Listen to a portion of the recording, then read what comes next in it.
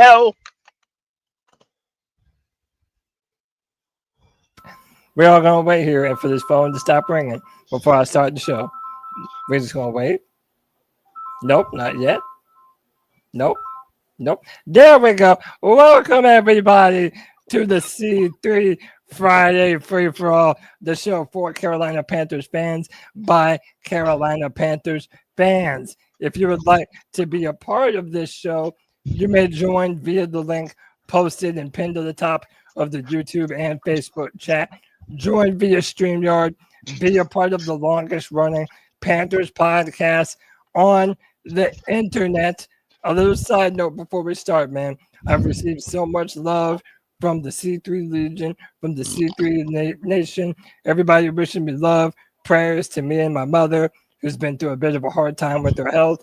I appreciate all of you more than I can say. I love y'all, boys. C3 Nation is stronger than it has ever been, and I couldn't do it without y'all. Sincerely thank everyone for the support, everyone who commented, everyone who reached out to me. It definitely means more than you know. I appreciate y'all. Now, with all that sappy stuff out the way, let's have our free-for-all, boys. First up, you know him, you love him. He's probably going to tell you to shut the hell up. It's Panther Pickle in the building. Pickle, what's up, dude? What's up, guys? You know what? I ain't had a space all week, and that's all right because I didn't want to. It's just how it is. But I tell you what's going to happen though. This year, the NFL is going to learn how to respect our Carolina Panthers, and if they don't, we here, C3 are going to tell the NFL how to learn that respect, and the only way to get the true respect is to earn the respect. That's why Ejero, Dave Canales, Dan Morgan, they're going to reach inside the Falcons and the Bucks and the Saints, and they're going to twist that Adam's apple until the head pops off. Yeah, keep pounding, baby. We're looking to earn it this year, boy. You already know. Next up, my man. We around these parts call him the brand ambassador. We all refer to him as these ill scales. These, what's up, brother? Hello?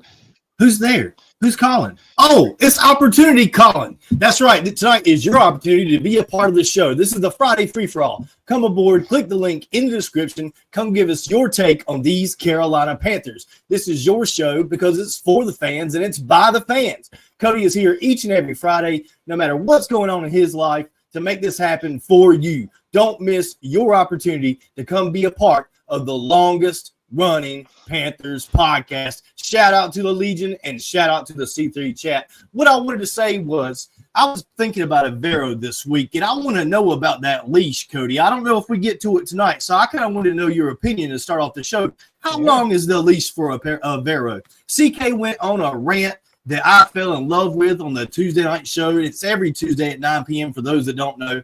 He went on a rant about a Vero possibly getting fired week 6, and it's been stuck in my brain all week long. What I keep thinking about is the end of the season and how important we need to be contenders in the NFC South during those last 2 Buck games. The final 3 of the season, we play the Bucks, and then we go Seattle, and then it's the Bucks again to end the season. I want that to be for the division. And what if Avero's defense lets us down and costs the Panthers the NFC South title? Is that enough for him to get another contract? Or is he gone way before them? Say we come out looking bad like we did last year. Cody, what are your thoughts on this leash for Xavier Legette and this defense for the Carolina Panthers? Bro, to me, it is all dependent upon how these young players play in their first year. This fan base is looking forward to some rookies that are going to make an impact day one. And also, a lot of the defensive back players on our team and on other teams that have worked with the Vero, they all really like him. So I know, as fans, we're very not happy with the product on the field last year. But overall, he does seem to have a lot of fans in the building, in the front office, on the coaching staff, and on the team. When you talk about leash, I don't know, man. That's going to be very interesting. If the Panthers come out and start the season flat, then I could easily see him being fired before week 7. if we're being honest, especially after last year. But that's just going to be what we're going to have to see, man. To me, it's dependent upon the young guys stepping it up, bro. But you know who I'm trying to hear from? My boy, my man, on every single free-for-all. You know him and love him. It's Jake the Snake. Jake, what's up, brother? How you living, man? Hey, I'm doing great, Cody. You know, I try to make every Friday free for all. I'm not here every time, but hey, I try to be. You know, my thoughts and prayers been with your mom this whole week, as you as well. I know it's been a hard, rough week. Hey, I've been there. There's Thank you, brother. nothing tougher in this world. I promise you, when it has family health issues or just when it involves your family in general, man. And hey, we're all family. I love every single one of y'all, and I'm hoping and praying for your mom still. And Thank you, brother. I know it's gonna be a great Friday. Let's get to it. Yes, sir, man. Couldn't have done it without the support from all the C3 Legion, wishing me love and prayers and support. Bro, y'all are certified the homies for life, and you already know that. Next up, let me see if I got Locks, man, in the building. Locks, what's up, brother? What's good, Cold Dog? Chilling, Good bro. C3 people. Hope everything going good for you, Cold Dog. Hey, but I'm in here though. I'm in here.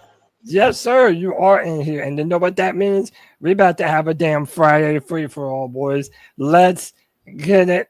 Let's jump right into tonight's show. And boys, listen, there's been a lot of different shenanigans on Panthers Twitter, but I think this one might take the cake. It speaks to how superstitious are you, but also how much do you believe in fate? So, with that said, this has been making the rounds all day. This is literally the first thing that I saw on Facebook. Jennifer Lopez, come on, man. It's the first thing I saw on Facebook. It's the first thing I saw on Twitter. I go on Instagram. There it is. Bro, there seems to be something of a pattern. Okay, let's go through this. And then I'm going to ask y'all what this means to y'all, right? So the first year that the Panthers went to the Super Bowl, the prior year, the Ohio State Buckeyes won a national championship while the Panthers had a losing record. The very next season opener, we played the Jaguars. In that same year, Jennifer Lopez files for divorce for her husband, Chris Judd, and the Panthers made the Super Bowl. Okay, but hold on, boys, we're not done. Because in 2014, the Ohio State Buckeyes won the very first 4-team college playoff. And they won the championship.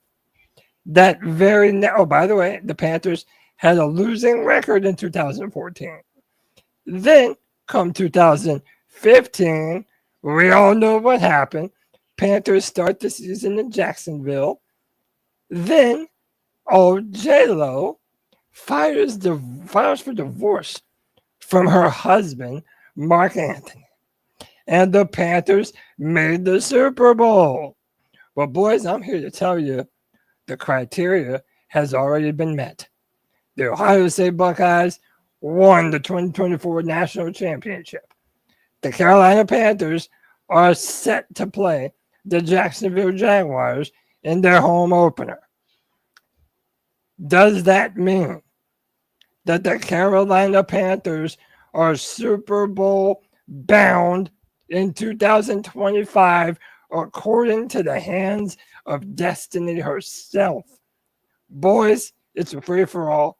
Jump on it. I tell you what this means. I tell you exactly what this means. I'm going to go to this list right here. I want you to understand something. The Panthers went to the Super Bowl in 2003. One of the best times of my life. Until we lost. The Panthers went to the Super Bowl in 2015. One of the best rides I've ever seen. Different than 2003. 2003 was a win most of the games at the last minute with the kicker, and we lost the Super Bowl basically with the kick. Yeah. In 15, our quarterback dominated. Our defense played out, just were studs. And in 15, in the Super Bowl, our quarterback didn't do a lot, and our defense kind of gave up a lot of points. And you could go through all that other crap, but nonetheless, what it is, we still lost. I don't want to go to the Super Bowl in 2025 if we're just going to lose. Call me dumb, call me mad, do what you say. I've handled the last 2 times that we went to the Super Bowl and lost. I'm not certain I can do this one. So if you're going to go to the Super Bowl, Panthers, let's change destiny and win this bitch. Yeah, sir. Let's change destiny, but at the same time, well, I have a lot of thoughts on this. I'm gonna let y'all go first. Who else wants to talk about this? Deez, how are you feeling about this? Well, they say the third time's a charm, Pickle. So I don't think you should have any fear that if we go back, we win it this time. That's your J-Lo. Oh, Cody, zoom in on me real quick. Zoom in on me real quick. One thing's different, guys. And the other 2 times, I didn't have this nice, pretty C3 cup. That's right. If you want a C3 cup, CarolinaCatChronicles.com, baby. that's all you got to do. That's all you got to do. Bro, listen, y'all buying a C3 mug means the Panthers get to go to the Super Bowl, baby. Come on. How bad do you want it? Let's get it, boys. James Allen Panther with the $4.99 says, I'm not superstitious, but I'm a little bit stitious. Very well said. Yeah, boys. How are we thinking about this, man? Like, is this now? You know what? Something else I thought too. This has gone so viral. There's no way that the NFL schedule makers and the people who pulled the strings are ever gonna let this happen. Now, it's so viral. Now everybody is looking out for it rather than us being that sneaky underdog. You know, they were wanting to talk about it on XM Radio. Actually, Jeff Shorts, former Panther, wanted to talk about it, and they kept telling him they were going to get back to him on it, and then they never did because the show ended. He got shot down for it. He did, but he wanted to talk about it. But he did. Yeah, yeah. But listen, guys, real quick, and then I'll shut up about it. Let's just enjoy the ride. Mm-hmm. Okay, in 03 and 015. A lot of us just enjoyed the ride. We enjoyed the ride. We were in every game. We enjoyed the ride. We really did. Let's just enjoy the ride. Enjoy the ride and see where it takes us. I am so down for it. I am ready to enjoy this ride. Jake, how about you, man? Is this destiny? Like, have the hands of fate woven a Panther Super Bowl appearance in 2025? Talk to me, bro. It's a great story, and honestly, Cody, I wish it didn't come to light. You know, I feel like if it wasn't going around social media right now, and it just went under the bus, so to speak, that it might actually be true. Because I am somewhat superstitious, not terribly, because some people go off the ladder end when it comes to superstition. But I mean, I think it's a great story. I mean, hell, I just want to get back to playoffs. You know what I'm saying? Super Bowl, I'm all for that too, but I just want to make it back to the playoffs, honestly. Yo, Jake, some people, every time the Panthers play, they wear their old dirty underwear because they're like, hey, that's what we got to do in order for the Panthers to win. Yeah. And I appreciate the dedication, but at the same time, wash your ass, please and thanks. To anybody and everybody who's has some old dirty underwear that you felt like I don't think I've got any underwear I had in 2015 or 23 or 2003 that actually fit. I don't think I've got those. Either that, my wife would have done thrown them bitches out. So either that, Pickle, or they have more holes in the 2024 Panthers defense. Hey, you know what I'm saying? I definitely guarantee you my wife would have thrown them asses out. By the way, thank you to everybody in the chat room. Wishing all that good thoughts to my mom. Love y'all. Certainly appreciated. Thank you all so much, man. Lux, man, are we going to the Super Bowl, bro? What's up? I would hope so. I'm not the most superstitious. Well, I'm not superstitious at all. But like, hey, same thing Jake said. I just want to make the playoffs first. We make the playoffs. Yeah. And we go from there, but like, you know what I'm saying? Like, as far as the offense, the roster, as far as the offense go, I think we have a really good chance to make some noise. But hey, as far as the Super Bowl, hey, I hope so. But we will see. We will see. Hey, Cody. Yeah. Cody, there was a comment earlier about Bryce. I think Sideshow put it up about Bryce needing to choke Jaycee Horn. Jaycee Horn. Well, let me backstreet y'all a little bit. Oh yeah. Y'all know about Cam Newton and Horn, or Cam Newton and Josh Norman. Yep. In training camp that year. We went to the Super Bowl in 2003. Right before the Panthers went to the Super Bowl, Steve Smith did strike a teammate.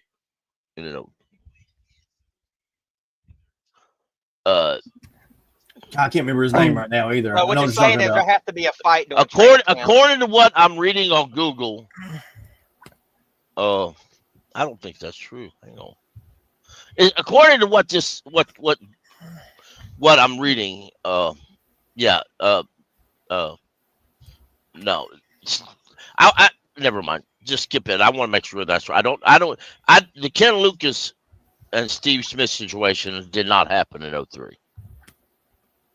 Basically, though. Yeah, go ahead. Y'all are saying. Go ahead. Pickle, shut the hell up. Pickle, shut the hell up. No, so y'all are saying that until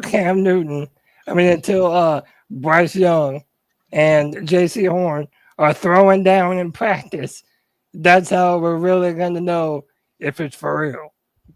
So who y'all got between Jaycee and Bryce in the fight? Jaycee, 100%. Damn.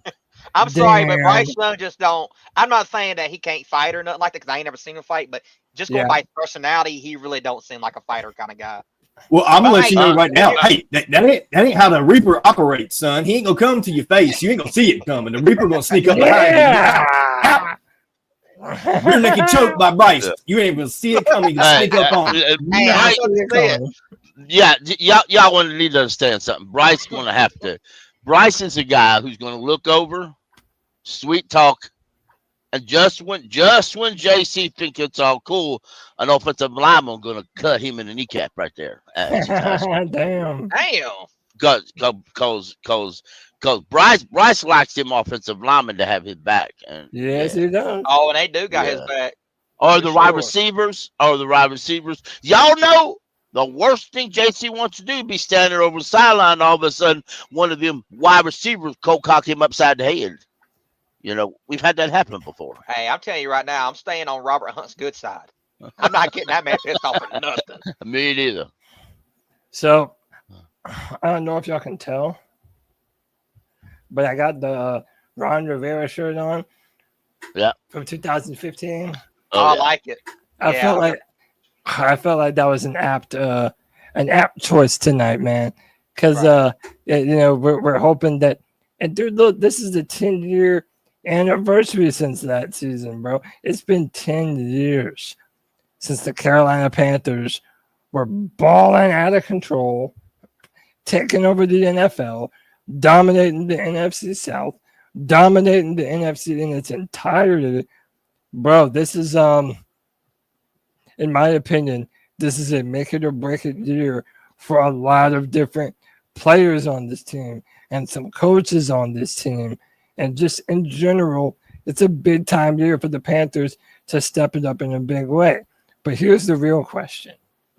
If a magical wizard came to each and every one of you and said that the Panthers will win a Super Bowl, but all you have to do is get Jennifer Lopez tattooed somewhere on your body, and the Panthers are going to the Super Bowl, and not only are they going, but they're winning that thing, boys. That'd be my first tattoo. I get it. Yeah. I get it. Hey, I'm not gonna lie, I get in the heartbeat. If it means a Super Bowl win at that, yeah, I'm getting it done. Bro, I get it right on my chest too, man. Come on, Pickle. No, not me, y'all. Listen, I would get it, but it's gonna be on a small one on the side of my fat hairy ass cheek because they don't make you see that. Or you could just put it on your big toe, Pickle.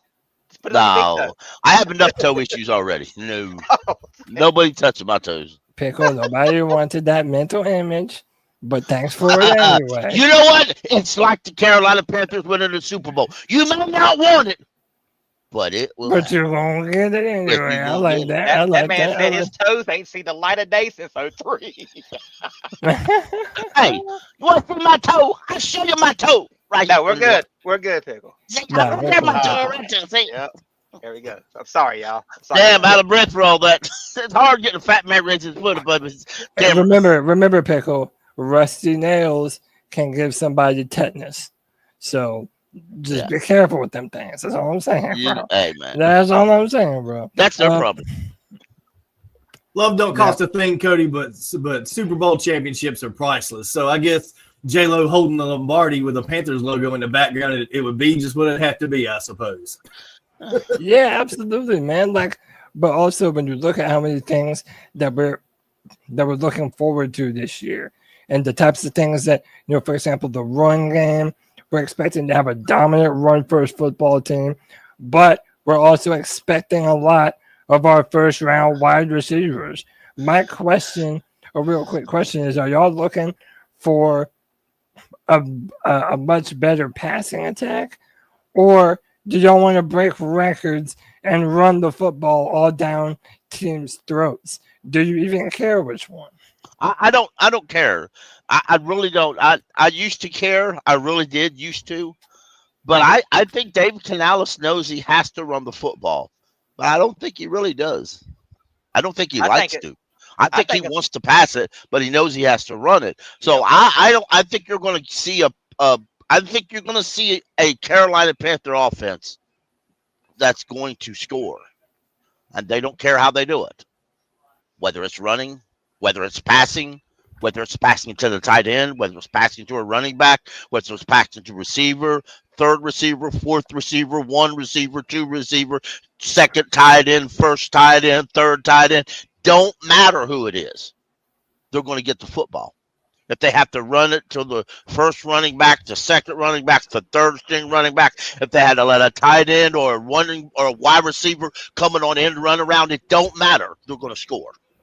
Amen. Yes, sir. Yes, sir. And I don't think it matters to them at all. Hey, bro, let me welcome in some more people to the Friday Free For All. You know we love to have them. It's our man, Twan Don, from the 704 Charlotte Bound Show. Twan, what's up, brother? What's going on, man? Hey, greetings from Los Angeles, California. Damn, you in LA, bro? Absolutely. That's Damn. what you Oh, nice. Damn, you're big time now, huh? Good I'm luck, man. just out here chilling. That's what's up. Good You visiting family? Yeah, friends. Just, have a good time. That's what's up, bro. And let me welcome in my friend. He's been on the Free For All before, and he was incredible. We're happy to have him back. Alex Bryan. Alex, what's up, dude? What's up, boys, man? I just needed a break. I'm just like inhaling sawdust over and over and over again. So I saw you guys were on, and I wanted to, just get a little break and talk to you guys. Talk some Panther football right now. It's exciting times. Yes, sir. Yes, Yes, sir. man. What's up, Pickle? What's up, Paul? What's going on, everybody? How y'all feeling, man? I hope everybody's having a great weekend. I'm all right. Good, man. Yes, They brought the sir. All-Star cast in today. Oh, Yeah, man. Yes, You got sir. my homeboy on the show again tonight, man. What's his name? My man Alex. We got Locks. We got Jake. What's up, Lux? We got Jake in the building. We got everybody. There here, man. anybody else, but Twan sound low as hell. I hear him, but he sound low. Yeah, you Twan, sound Twan, too hot. No, Twan, but your microphone is sort of choppy. Come back in and come back out. Or come out and come in and out. I'll put you back. Gotcha, Yep. gotcha. Yeah, man. So to add to our previous discussion, right? What are you expecting more from the passing game or the rushing attack? Keep in mind that the Carolina Panthers have not one but two running backs who averaged over 4.5 yards per carry in 2024. So, bro, in my opinion, and I've said this before, to me, and I know it's a big talking point, but I think this has the potential to be the best rushing team the Panthers have ever had. I really believe that. Now, they don't have the name value of, say, a Jonathan Stewart and a D'Angelo Williams. But boys, y'all remember just a couple years ago when Steve Wilkes was the head coach, Chuba Hubbard and Deonta Foreman were breaking single game rushing records for the Carolina Panthers. You're going to tell me that Dowdle and Hubbard couldn't do that this year? And you add Trevor Etienne into the mix? Boys, does this have a potential to be an all-time rushing attack? Go ahead, Alex. Let me hear from you, bro. Yeah, dude. I haven't even thought about that, but I mean, you talking about how balanced the whole offense is going to be, and then the way that we're gonna like Canales, the whole Carroll tree wants to be run first team, and then you went literally Dowdle was like the only signing in offense we had forever. So you're talking about they can't stack boxes anymore. You can give Chuba breathers, like 1-2 punch there, and you got guys coming out of the backfield. And man, Chuba, I don't know if you guys are following Chuba outside of like OTAs and everything like that, but he like wants it this year. You might see him getting the rushing title this year. So I'm kind of with you, man. It's the best offensive line we've had in forever. I think offensive line last year, they all missed games. Like every single one of them missed games, and now they're even deeper. I haven't thought about it, man, but you might be right, and not because, like you said, name value, but because of the entire offense is balanced. That will open up a lot for the depth that we have in the backfield. Yeah, man. Dude, and to me, I always say the running backs, they live and die with the offensive line. I mean, look at Saquon Barkley. He was always an incredible running back. Don't get it twisted. But the minute that you put him behind a Philadelphia offensive line, now you saw all of the superstar potential. I really think that everybody is going to be putting way more respect on Chuba Hubbard league-wide this year after what he's capable of doing.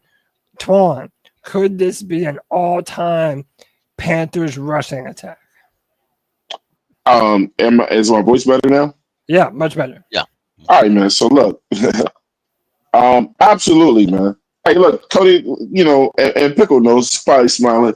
Let's take it back to last year. And who did I say was going to be the biggest riser on the Carolina Panthers team this year? Chuba Hubbard. Chuba Hubbard, man. I told everyone last year, nobody wanted to hear it at the beginning, but Chuba's here, man. The way he treats his body, you know what I'm saying, the way that he practices, this guy wants it, man. You know what I'm saying, or whatever. The way that he trains. Then you got another guy in Dowdle coming over here, and I just think that, you know what I'm saying, Chuba's going to be who he is. But I think Dowdle and Chuba, when you got two really good backs in Carolina, we know about great double back systems. Those guys going to predicate off of each other and play off of each other, I'm going to do this, and then so watch me do this. You know what I'm saying? But I think Chuba's going to be even better this year. I've debated with other podcasts about Chuba Hubbard. Some of you guys may know or whatever. But listen, they're going to finally put some respect on Chuba's name this year, because I don't think Chuba's was done last year. He's going to show, let me show you why I got this money. You know what I'm saying? Yeah. Chuba is a beast, and I guarantee he's going to be top 5 this year with those running backs, man. I'm telling you, he's got a lot left in the tank. He's young. The guy don't play, you know what I'm saying, when it comes to his training. Look, it's time to start putting respect on our own players' names for the ones that deserve it. And Chuba is one of those guys. He's a monster. Twan, all of the C3 Legion can vouch for me on this. For 4 years now, I have been the biggest Chuba Hubbard defender. And yes, I mean, even the rookie season where he was dropping passes left and right, and everybody was treating him like they're treating Xavier. Me too. Yeah. Right everybody was bombing on him, and I've always been a defender. I said that he's a powerful runner, strong. He never goes down on first contact. The dude is a top flight running back, man. So I love it, dude. I think that he has the potential to continue to grow as a player this year. I'm hoping that we do see that too, man. I guarantee you the thing he's going to step up this year, because I think he just keeps adding to his game, is he's going to have to prove to people which I don't think he's got to, but I mean, I'm saying that he just wants to do it for himself. That makes you a better football player. He's going to go, for all of you guys to say I can't catch out the background, watch me this year. I think he's going to break more tackles than he did last year. I think, honestly, he's in the best shape of his life right now going into this season. Rico Dowdle is going to help him so much because you don't have to worry about we know what Miles Sanders gave to this team. It wasn't what we wanted, and it wasn't what we all expected him to give this team. So bringing Rico Dowdle in, who I think actually really complements Chuba Hubbard really good because their play styles are very similar in a way. They both can catch now. I mean, the way they just run their routes, even out of the backfield, is great. And the only thing that's going to keep Chuba or either one of them both from producing this year is healthy. It's got to stay healthy. Hey, Jake, what's crazy is Chuba came in fantastic shape last year. Oh, he did. Yeah, he did. So whatever he did this year, he's going to look like a monster out there. He looks like an Avenger right now. I'm not even lying. I think that he's just empowered now. Like he's like, I did it last season. Like, I was a top 10 back last season. Yeah, we got rid of because no matter what, he knew he was the number one. But Miles Sanders has been a Pro Bowler, man. Miles Sanders has been in the Super Bowl. It still was a little muddy. Now you have like a clear hierarchy and pretty much everywhere as far as like Thielen's the leader in the receiver room. You got Chuba's the leader in the running back room. Bryce proved that he's the guy, and Andy Dalton ain't even the conversation anymore. Whereas like it's been muddied like lately, but like you got somebody that is like, hey, follow me, and I'm an alpha now. So I love that like what Canales and Morgan did as far as like empowering. Like we gave Horn the bag, you're the guy now. Derek Brown, you're the guy now. Like everywhere, like you're the guy, and homegrown leaders, man. I love it. I love it. I love it too, man. And also, great analysis. It bears repeating how much this dude has been through in Carolina, the different coaching staffs, the fluctuation on the offensive line. This dude has been a consummate professional. And listen, you have to reward players like that. That's why they signed Jaycee Horn. That's why they signed Derek Brown. Like that, when you've been busting your ass for a bad team, you have to show your good players love, or else you're going to be rebuilding all the time. And now we actually have a consistent roster on offense going into 2025 that I don't think we've had in a very, very long time, man. And, bro, let me welcome in my friend, longtime fan of the C3 Podcast. You know him, you love him, C-Dog 1983. What's up, bro? Real quick, man, Cody, I just want to say I'm happy you're back today. And I hope everything's going good with with your family and your mom and everything. But Appreciate you, brother. Man, I was in the grocery store, and I was like, man, and when I seen you, man, I was just, just happy, man. Yes, sir. I appreciate you, brother. I appreciate that love, man. Yeah, man. Let me ask you: can the Panthers have an all-time rushing attack this year? I mean, it's going to be kind of hard, man. The repeat what Stewart and Williams did, because to me, like Chuba is not really no power back. I mean, they really don't complement each other, in my opinion. They both are the same backs. Like, we really don't have a power back. I agree with you. You don't think that Chuba is a power back? I agree with you, C-Dog. He's not really a true power back. No, he's not. But I think in today's NFL, I think he fits what Canales wants to do. What we're used to seeing, though, where the Stephen Davis and powering up the middle type guy. Yeah, what we want to see, what we're used to seeing, I don't think they're on the roster. But what fits what Canales wants to do, I think what fits on the roster. But my personal opinion, I've always loved the power backs. I always want that, you get a good fullback in front of them and you power that rock up the middle. I love that shit. I love it. Yeah, let's get back to get a fullback, man. Right. At least put Tommy Trimmer back there at fullback. He played fullback in college. He played fullback. Yeah, that's what I do. But that's what I would do. But I guess we're old school, Oh yeah, I'm just old school football, man. But like I said, we really don't have a true power back. Like the last power back we had was Deontay Foreman. So I want to ask y'all this, bro, because we talked about Chuba, and Chuba struggled with real quick, drops. Cody, I'm so glad you pulled this shit up, Cody. Real quick. Well, I'm tired of this motherfucker. I was Somewhere. He So- everywhere but the goddamn practice field. so This look, bro, motherfucker, this fucking ball dropping. this is what I was Yeah, about this is to. amazing. This is This what is I was amazing. about to bring up, right? So everybody has been very vocal about Xavier Legette doing all the I media rounds. got some news. I got some news on that, Cody. Go Well, ahead. all right, but You get hold done on, talking. yeah. So I got some news on that. Xavier Legette has been to the Kentucky Derby. He's been doing videos for NFL.com. Now, the Carolina Hurricanes, they were just in the playoffs, right? They were a playoff team. They'll bring him And up. yeah, I'm and, still healing from that. and bro, Xavier, bro, he's a fan of them Canes, bro. Hey, I'm on the glass. Hey, you ain't tell me the hockey puck's come flying over here, man. Oh, oh, boy, these folks going crazy, boy. Hey, you ain't doing that thing. Boy, he got down there clothesline, boy, right in front of me, boy. What's my boy name? FAC. With the That's braid. somebody that just became a hockey fan right there. No, he's loving it. I know he is. Look at Now, real quick. I'm so glad you pulled this up. I'm tired of seeing this mother,fucker, man. I'm tired of seeing him, man. That was bullshit. Oh, no, it's almost over. See, no, it's almost over. Oh, boy.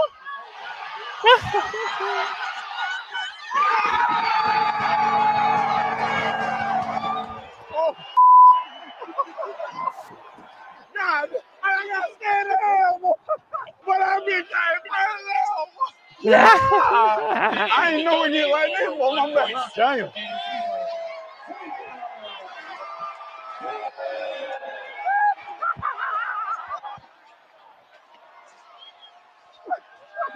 Oh shit! Bro, he almost tore his ACL. Oh, don't say them words right now. Hell no. Hell No, no. you're right. Come on, Kynes. Come on, man. Come on. Just a little defense, Kynes. Come on, man. Just a little defense. Carnage. Oh, bro, he's having a good old time too. Hey, I ain't gonna lie. I'm gonna be back to one evil. Is I'm gonna be back. Hey, Look, see, I want to. I'm gonna let all y'all go. I know you're not rocking with it, bro, but he has such a good energy, bro. Like whenever I watch him, I'm laughing my ass off. Like I like the dude. This I understand why people are like, "Oh, bro, you better get your ass back in the gym." But bro, we're not seeing how often he is or isn't training. Nah. This doesn't mean that he isn't taking his preparation seriously. What I'm saying is this is making me want to pull for him even more. Like I want us to have 2 number 1 wide receivers on this team right now. But hey, Absolutely. this is a show for y'all, so I'm gonna open it up. Hold on, I gotta get on Cody's ass real quick now. Because we got this little back and forth with Charlotte and Raleigh. You know what I'm saying? Oh And yeah. all I'm gonna say, everybody don't know I live in Raleigh, you know what I'm saying? Home of the Canes here, whatever. Home of the 10,000 colleges. Look, Cody, you say everything should be in Charlotte and all that, but y'all can't seem to keep y'all ass out of Raleigh. Just move the team in there too. Hey, bro, I bet you if the Canes were in Charlotte, they'd have won them playoff games. Shit, no, they wouldn't. That's all I'm Bro, saying. look, all I know is the Panthers stay in Raleigh. They live here. All right. Let's be real. Let's be real, Cody, my man. You know what? You are my man, but let's be real. How many professional teams in Charlotte win in their playoffs? Nothing. Let's Zero. not pretend. Let's not pretend. Zero. If the Hurricanes were in Charlotte, they would actually win. Yeah. Thank you, Pickle. Thank you, Pickle. The worst hockey team in the history of hockey. Thank you, Pickle. You're supposed to Thank you, Pickle. Hey. Real quick, while I got you, let me ask you this, and I'll shut up. Canes. Let's remember there is evidence he was asked in a press conference, and he said such. That a few media members investigated. It is true. Xavier Legette did not buy tickets to go to the Kentucky Derby.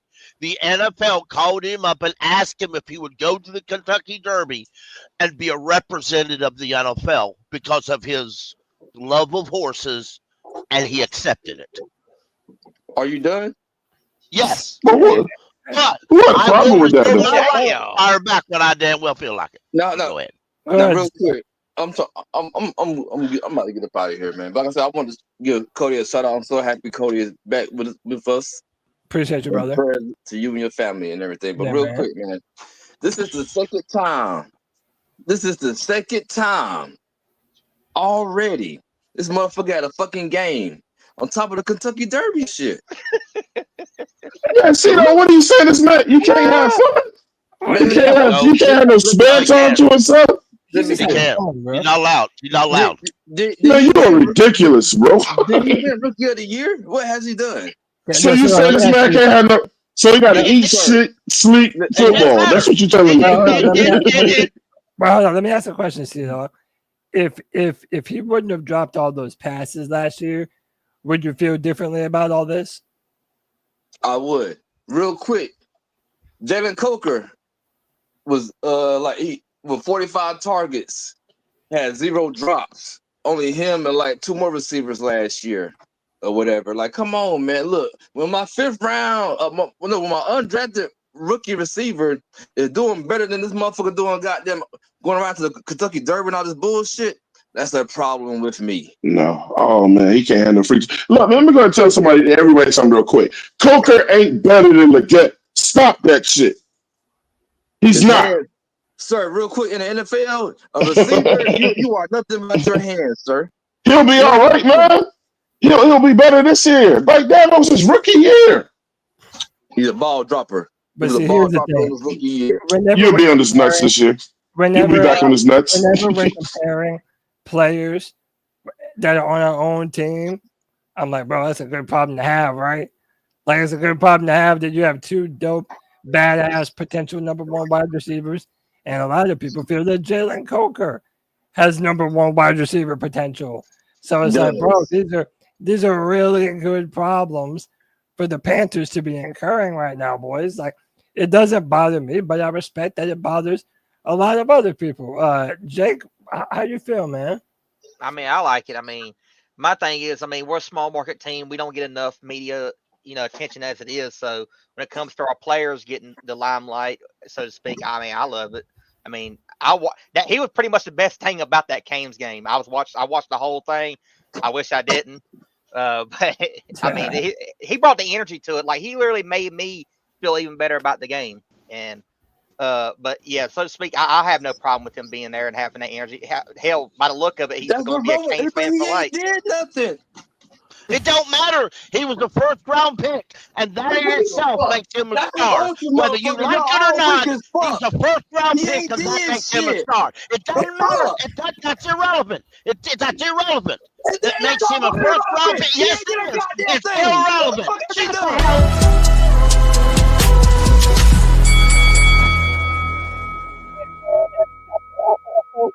Bro, listen, I'll say this though, Pickle.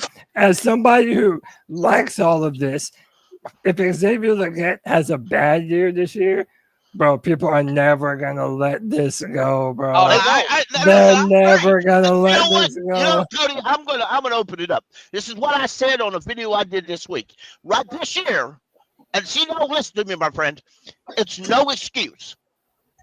It's no excuse for Bryce Joe. You go out there fucking up. Your ass burns out the door right next to dollar bill out there in the pasture field. All right. Dave, in the pasture field. The head coach, your ass needs to be out too. Defensive coordinator, fuck you in the ass if you fuck it up. All right. Damn. I'm talking about everything. You know what? If King don't come out and have a good year, you think everybody's going to take it easy on him? Hell no, it ain't. Pickle. Nobody. This year is no excuse for anybody whatsoever. No excuse for anybody. Derek, you my man. You're the best old tackle we've had since K1 Short, in my opinion, in my strict opinion. Hey, all right, if you don't come out and look like a badass over top of this, it doesn't matter. Hey, If that guy, if Hunter Renfrow comes out, looks good in OTP, we're about to talk about Hunter. Doesn't look good in training camp or preseason. We're about to talk about Hunter. Right next to the retirement. Hey, He on one. Cody, you gotta let him finish it. He on one. You gotta let him get it out. All I ask is that don't talk over each other, then nobody can hear y'all. Thank you to Near Boss. We didn't make a big issue about CJ Stroud. This is directed at me. We didn't make an issue about CJ Stroud going to that white party, and people praise Bryce for not going. And look how their rookie seasons went. What players do in their free time isn't that. Oh, by the way, that was Cody. By the way, that was Cody who had a big deal. That was Cody. That was Cody. Yeah. Cody. Yeah. Nah, but I'm getting on his ass today. It was Cody. But listen, this is let me welcome Cole, my brother Cole, into the building. Welcome back to the Free For All, brother. What up, Cole? Good evening, men. How the hell are y'all doing? I want to catch up. I want to catch up right quick, Cody. Indulge me. Talking about this ball dropper. Let's do it. I am the perfect fucking test subject with this Xavier Legette situation. I promise y'all. Because C-Dog, I was twice as fucking loud as you were. I'm bitching about him dropping the fucking football. But you know what? That is correctable. That is very, very fucking correctable. And if he has any kind of problems that I believe he can fix, it's with his hands. Real quick, I've dropped that shit. I'm no longer hating on that man. I'm telling you, he's gonna have a big season. All he got to do is hold on to the fucking football, and he will. What you about to say, C-Dog? And then I'll finish my last part. I'm just saying it will be because the motherfucker knows. If you watch that press conference and generally take in what that man said, you'll feel better about it because he knows he was catching with his body. He knows. They asked him. One of the reporters, I think it might have been Joe. I don't remember who it was. They asked him point blank, and he said, "No." He said, "Let's stop the let's stop the excuses." He said it was my fault because I dropped the ball. It wasn't no injury. It was my fault because I dropped them balls. He said I can only look at one person. He said they took me and showed me film, and I got mad at myself. I'm the only one that can correct that. Catch it with your hands, baby. That's all you got to do. He owned up to it. And well, that's accountability. Yep. Hey, when you take accountability, then that's different. I think he can do it. Yeah.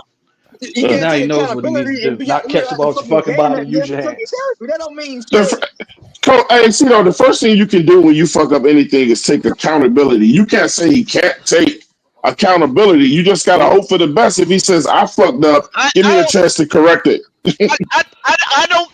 With all due respect, I don't connect where he goes and what he does in his free time, and just the fact that a camera follows him,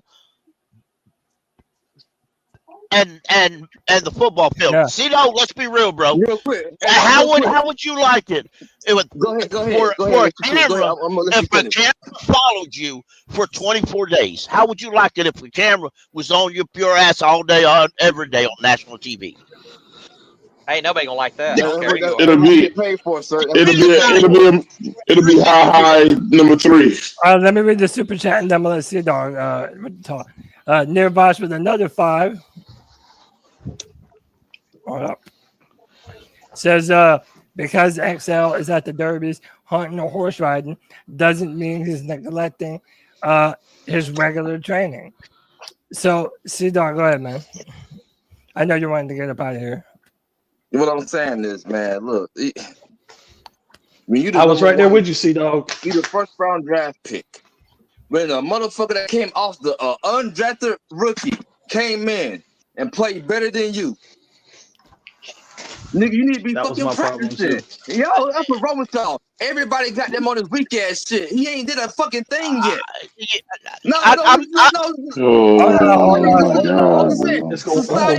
Everything. Everybody on all this weak ass shit. Giving out goddamn. This is why our fan base.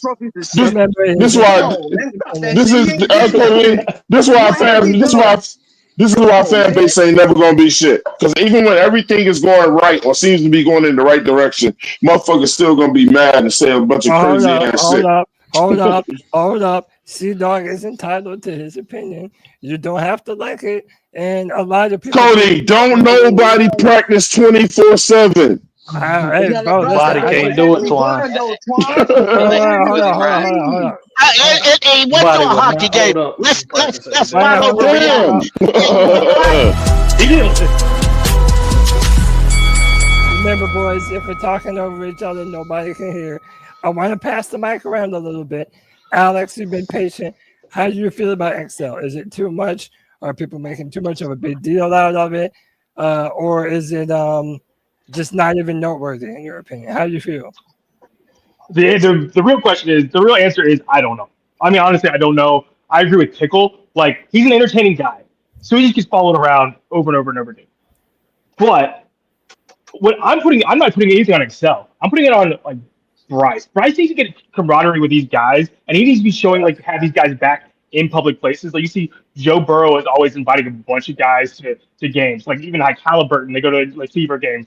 Like, just kind of optically showing a united front.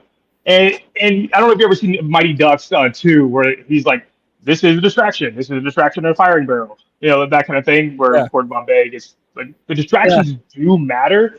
But I don't think that these are distractions, really, because nobody in the mainstream media is talking about that versus football. Nobody's bringing that up. We're the only ones as Panther fans bringing that up. Like, he's just an entertaining guy. They're allowed he's allowed to do whatever he wants.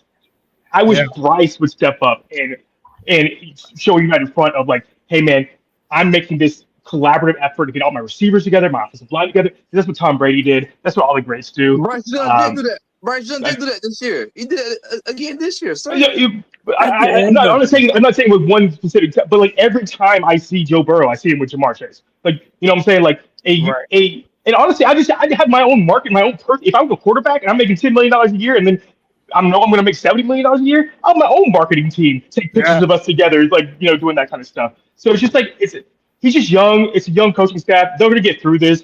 I'm kind of with Pickle. He's just an entertaining guy, and they're going to follow him around. And that's just going to be his whole life. So we just kind of got to get used to it. It's called social. We live in a social media era, bro. And when you do things significant, or you do things that are different from other people, the dude has everybody knows his accent. You know what I'm saying? He's country. He loves horses. You know, along with the game or whatever. He's an NFL player, so he's popular. So people, everybody that follows him around is not interested in football either. It's other things. I mean, we live in a social media era. Those guys take that shit and use it to their advantage. You know what I'm saying? As long as he's doing his job on the field, when the season comes, I don't care what he does in his extracurricular activities. But he didn't do that this past season. That's the problem. He's a rookie, man. Real quick, I'm gonna let everybody go. My man just talking about Bryce Young and everything. Real quick, was Bryce Young at the fucking Kentucky Derby? All right. Yes or no? Bryce, he might need to start going to some shit. He might need to start going to some stuff. Real quick. Let me live here in a minute. Go ahead. I just want to answer that. Like anytime, like, these elite athletes, like LeBron James, as soon as Anthony Davis came in, he's writing Anthony Davis courtside seats to Laker games. Bryce Young was at a basketball game recently and had basically no one with him. They need to get the shit. When did the Panthers take off in 2015? When they were a family, and you saw Kuechly, you saw Davis, you saw Olsen, you saw all those leaders always together, and you could see that. And Jonathan Taylor talks about it all the time. That 7 and 8 season mattered because they came together as like a family. And Tom Brady understands that. Patrick Mahomes understands that. It takes a while. He's just young. I mean, it's going to happen, but he's already taken those steps to be that. But that's the next step. It's like you see this guy that optically is like, because we're talking about it, right? We're talking about it. You don't think other people? I mean, everybody's talking about it. Yeah. You need to get ahead of those things because those things can start to spiral if something bad happens game 1, game 2, game 3. Real quick, I'm gonna say one more thing. I'm going, man. It's over. It's over for Excel because Bryce told Dan Morgan to go get T-Mac. Bryce told him to go get me somebody gonna catch the fucking ball. Yeah, that's what fucking happened. I mean, that's not technically wrong. That's just being real. Like, come on, man. All right, man. Look. All right. Let me. One more thing I'm doing. Who's gonna say Pickle? Cody, we're forgetting the most important part about this whole thing, bro. Well, nobody said it yet. What? In 2015, on November the 29th, LeBron James and Cam Newton were at the courtside of a Cavs and Hornets game. In this situation, I guess this is the reason why we lost the Super Bowl, because Cam Newton wouldn't concentrate more on his ability to hold on to the ball and less than a basketball game, correct? Is that not the same situation? He's trying to explain how silly shit sound, bro. I mean, let's be real. I know. I have to agree with you. Jay, when you were watching the hockey game the other day, and I don't watch hockey, so I'm asking you this, and I know you watch hockey too, Cole. Was XL setting in a star-studded atmosphere? I mean, was he setting like in a box somewhere? No, he was behind the glass with his boy. It wasn't even a football game. It's his personal friend. So he was just at that time, he was a regular dude going to a hockey game. Yep. Okay, then. Yep. Let me tell you what. My boss criticized me because I took 5 days off, and I didn't go nowhere. The other day, I told him it was none of his fucking business where I went on my days off. You ain't telling me exactly. He left and walked away. He was just messing with me. Pickle, you blanked on your bosses too much. And I knew that. Well, he was messing with me, and I knew it. Okay? Unemployment. So that's just how that works. At the furniture plant I worked, I've been there 18 years, so Now, that being said, I wouldn't have said that to everybody. But I bet you wouldn't have.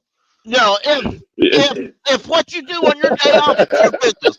Besides, I said it in the chat. It ain't like he was showing up at OTAs not practicing handing out pink powder, was he? Like the other wide receiver. Step on there. Come on, y'all, man. Come on, man. We gotta slander other players and shit. Yeah. I saw somebody. Hold on, Pickle. I saw somebody say that. Hold on, I saw somebody say that. Man, in the NFL, you can't even give hoes Coke on a boat no more. It's like, bro, that shit is hilarious. But yeah, man. C-Dog, I know you had to get out of here, bro. Yeah, you got time for one more segment, or you gotta go, bro? I'm staying for one more segment, man. All right, man. So hold up. There was an interesting tweet that went around about Jimmy Horn, and we're gonna get to it. But my question is about this man, Hunter Renfrow. And my question that I'm posing to all of you, who is going to have a bigger impact on the Carolina Panthers in 2025? Hunter Renfrow or Jimmy Horn Jr.? Jump on it, boys. It's a free for no. You know what? I'm going to pass the mic to my man, D's Ill Skills. D's, who is going to be the bigger contributor in 2025? Hunter Renfrow or Jimmy Horn Jr.? You talking about the Horn Dogs? All the fans of the Horn Dogs? Yeah, no, I think Panthers fans are 100% behind Jimmy Horn right now. I think that nobody is saying, well, we don't believe in him or we don't like him, but there are people out there saying that about Hunter Renfrow. And I think it's really just because of the injury history and the fact that he's always been an underdog. He was an underdog when he went to Clemson. He was a walk-on. You know what I mean? It wasn't like he was a guy that Damn, look at that footwork. Highly touted coming out of high school and earning a spot on the team. He had to go out and get it the hard way. And nobody believed in him, and he had to prove it. And he proved it in 2 national championships. And I think he's trying to do the same thing here in Carolina and make a comeback in his career. I think fans are kind of divided. Some fans really believe that he's going to make this team and be an impact. And I think some fans believe that he's not even going to make the roster. I saw it in the chat earlier. So it's hard to say, but from the little bit that we've seen, and it is May, he does look pretty good. He looks a lot more healthy than I thought. I was scared with him going all the way down to 150 pounds because of his ulcerative colitis. that it might be a problem for him to gain weight and be healthy and strong, especially taking hits in a long 17-game NFL season. But that might kind of be the plan going forward. Him and Thielen at 35 years old, Thielen's at 35, but him and Thielen can trade out some reps, and it takes some punishment off of Thielen. Thielen missed like 6 games last year due to just kind of overuse. So maybe those two can work in like this type of tandem together to where they're not taking as much stress on their bodies. It may mute their numbers by season end, but I think that would be okay. Jimmy Horn, on the other hand, could be an immediate impact in the return game. We listened to what Tracy Smith had to say in his interview this week, and it seems like he firmly believes in the speed of Jimmy Horn. You see the footwork there. It's phenomenal. Jimmy Horn is probably a guy that will have an immediate impact on special teams, where Renfrow is more likely to trade some reps, I think, with Thielen in the slot. So they will both have an impact, but it may be muted because we actually have a stacked wide receiver room, which is something we don't know how to handle here at Carolina as fans. Absolutely, man. Look, man, I'm a little bit biased. Yeah, but I know how special Hunter Renfrow is. A little bit. I mean, more than a little bit. a lot. I mean, more than a little bit. You're right. Yeah, I don't. Well, let me just say this, Pickle. I think that if Hunter Renfrow is able to return to he could be a full-time replacement for Jimmy Horn. I mean, for Adam Thielen. Yeah. I think I that's really do believe that, man. But that being said, I would love it if Jimmy Horn could do something. I want to say something. I want to say something about Jimmy Horn, man. This is what I truly see in Jimmy Horn. I see Ted Ginn Jr. without the drops. Yeah. Okay. I think this dude. I think he can this. I think he can take the speed. I think he has the speed of of Ted Ginn Jr. It just won't be the drops. The other side of him is his size, but the thing is, speed kills, bro. Nobody said nothing about the size of the kid that went over there to Kansas City that just broke the 40 or whatever. He's slight too. He ain't big. He's the same height as Tyreek. Yeah. Yeah. So look, I'm sorry. I want both of them to do well. I believe in Hunter Renfrow. I believe in Hunter Renfrow and what he can bring to the game. And I believe in this young boy, man, you know what I'm saying? And what he's going to bring to the team, too, man. I think he's going to see catches this year.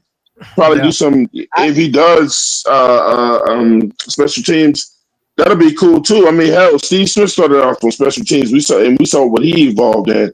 My thing is taking the good with both of these. Y'all going to see a much more positive Twan this year because of what I see on this damn team and what it can be, bro. We got to take the young boys and the older guys and let them mash that knowledge together, man. Because that's just like even in society, that's when we are better people. When the young respect the old and the old respect the young, you know what I'm saying, and get along like that. Because all they're gonna do is feed off of each other, bro. They got to be each other's cheerleaders. Yeah. Can I go next, Cody? Because I want to build off what Twan said. Yeah, sure. Go ahead. Excellent point. We need to stop viewing this team as the Panthers of the past.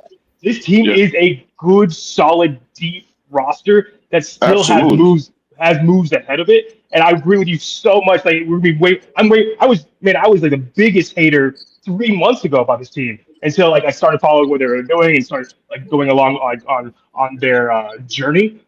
This team is good and deep and has moves to go. And I think that I don't want to say the sky's the limit. I don't know if they're going to Super Bowl, but I think this team can be a lot better than what people think they're going to be. I just want to add on that because I think that he made a really good point with that.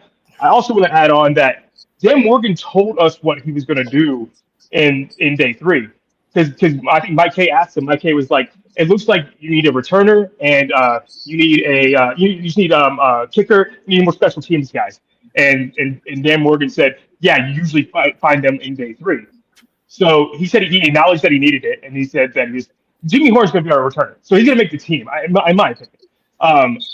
But I also think that we can't just have Tech, Excel, Jimmy Horn, all these guys that are 23 and under. You got to have some solid bets.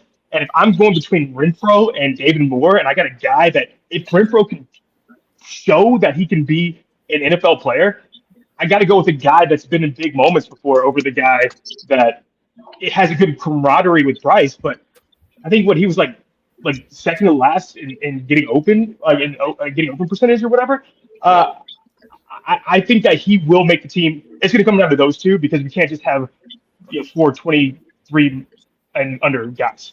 So I just wanted to add, because I think that Stefan made a fantastic point, and I just want to get my 2 cents about Horn and Renfrow. Yeah, absolutely, man. I mean, listen, I'm hoping that both of them can make a meaningful impact. I understand that there's only so many roster spots, I think and only so many players. But talking about the bigger impact, I just know that Hunter has already proven to do this at some of the very highest levels in both professional and college football. So, he has that tenacity. The fact that he's coming back off of the stomach issues that he was having, that's a testament to his strength of character and his will for the, to come back and play football for the love of the game.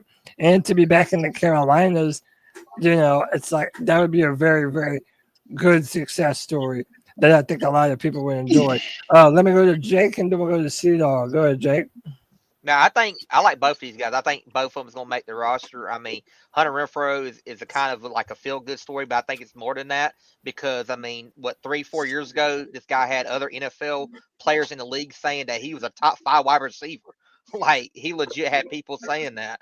And I think he's a great route runner. I mean, he does, kind of look like Adam Thielen when it comes to, like, doing his routes, but he is younger. I think he is going to be the guy after Adam Thielen is going to take over that spot as, a leader of the wide receiver room, a guy that's going to be a slot wide receiver potentially, who's a great route runner. I mean, he's going to be there. He might not be the fastest guy. He don't have to be the fastest guy. He just needs to be a guy that can get open and catch the ball. And Jimmy Horn, I mean, my God, the sky's the limit for this dude from what we've been seeing doing this mini camp and stuff. I mean, the dude is, look at him. I mean, the quickness, his feet, his hands. He legit could be the missing piece for our offense that we've been missing for years now. I'm not going to say that he's going to be Tyreek Hill, but, the dude has the same type of body style, and, I just want him to be that threat. Which I think he's potentially going to be anyways, but out the gate, he's going to definitely be a special teams contributor out the gate. So one of the things that some people don't talk about, and I don't want to disrespect the name, right? Because some people aren't privy to how that works.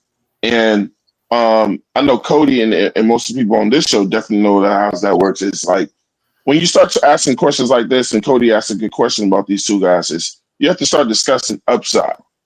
And a lot of people don't understand what upside means, And so when you're looking at somebody like a Hunter Renfrow and a David Moore that's on our team, a wide receiver, when you get to breaking these guys down, is you say who has more upside, or who you think is going to bring more upside to the team, because everybody doesn't have that. Some people just going to be who they are. I think Renfrow, based on what we've seen in the past, like he's got that upside, that it factor. The dude just knows how to get open. Yeah, I'm saying. So my thing is Well, I think Jimmy's gonna have a bigger upside because he's younger and he has quick feet. And on top of that, even when you see him running his drills, he was with Deion Sanders, a Hall of Famer, for 2 years. Hell yes. So he's already he's already prepared for the NFL. You know what I'm saying? But being with Deion, I'm just happy, man. Then he wanted to be here. I don't know if that was the little brother or little cousin. Like, man, the Panthers got them draft him. Oh, so I was just super excited, man. And then that's another thing. I want to say, man, XL, man, look, come out this year and drop the goddamn ball. You will be on the fucking bench. The T-Mac gonna catch the fucking ball. Jimmy Horn gonna catch the fucking ball. Renfrow gonna catch the goddamn ball. Coker gonna catch the goddamn ball. But will you catch the goddamn ball? Shit. We gonna see. Yeah, I see. I believe Horn, honestly, in my opinion, has already made the roster. I think. I agree. I'm going to say this, and it may be controversial. I said it on Twitter. I'll say it here. I think Jimmy Horn is the best wide receiver that came out of Colorado this year. He is. Now, I'm going to say that Horn. I think Horn and ETN were both drafted to do returns. And I believe I believe if Renfrow is competing with anybody, he's competed with David Moore. I think Panthers actually keep 6 to 7 receivers. Yep. Okay. I agree with I'll Pickle. count them down. I think it's going to be T-Mac, XL, Adam, Horn, and then Coker.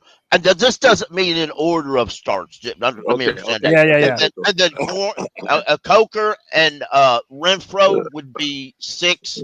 And if they keep 7, the 7th, David Moore. 6 and 7, the 6 and 7 guys are going to be guys that win over everybody else. That's what that is. Whether it's David Moore or whether it's one of these young Jordan's guys good. that Moore come out of the ball blue. though, man. You know? Yeah, if we keep, Yeah, and If we- injuries. yeah, happen. We don't injuries understand. happen. Yeah, What exactly. injuries happen? And listen, if I'm just gonna say it, if we look like we studs everywhere, and then Panthers know for a fact they're gonna get rid of an older guy because they feel they have to, I'm sorry, y'all. It may be Adam because he was getting ready to retire anyway. Hell no. He- Hell No, no. that'll be- now, let me finish, my friend. Let him finish.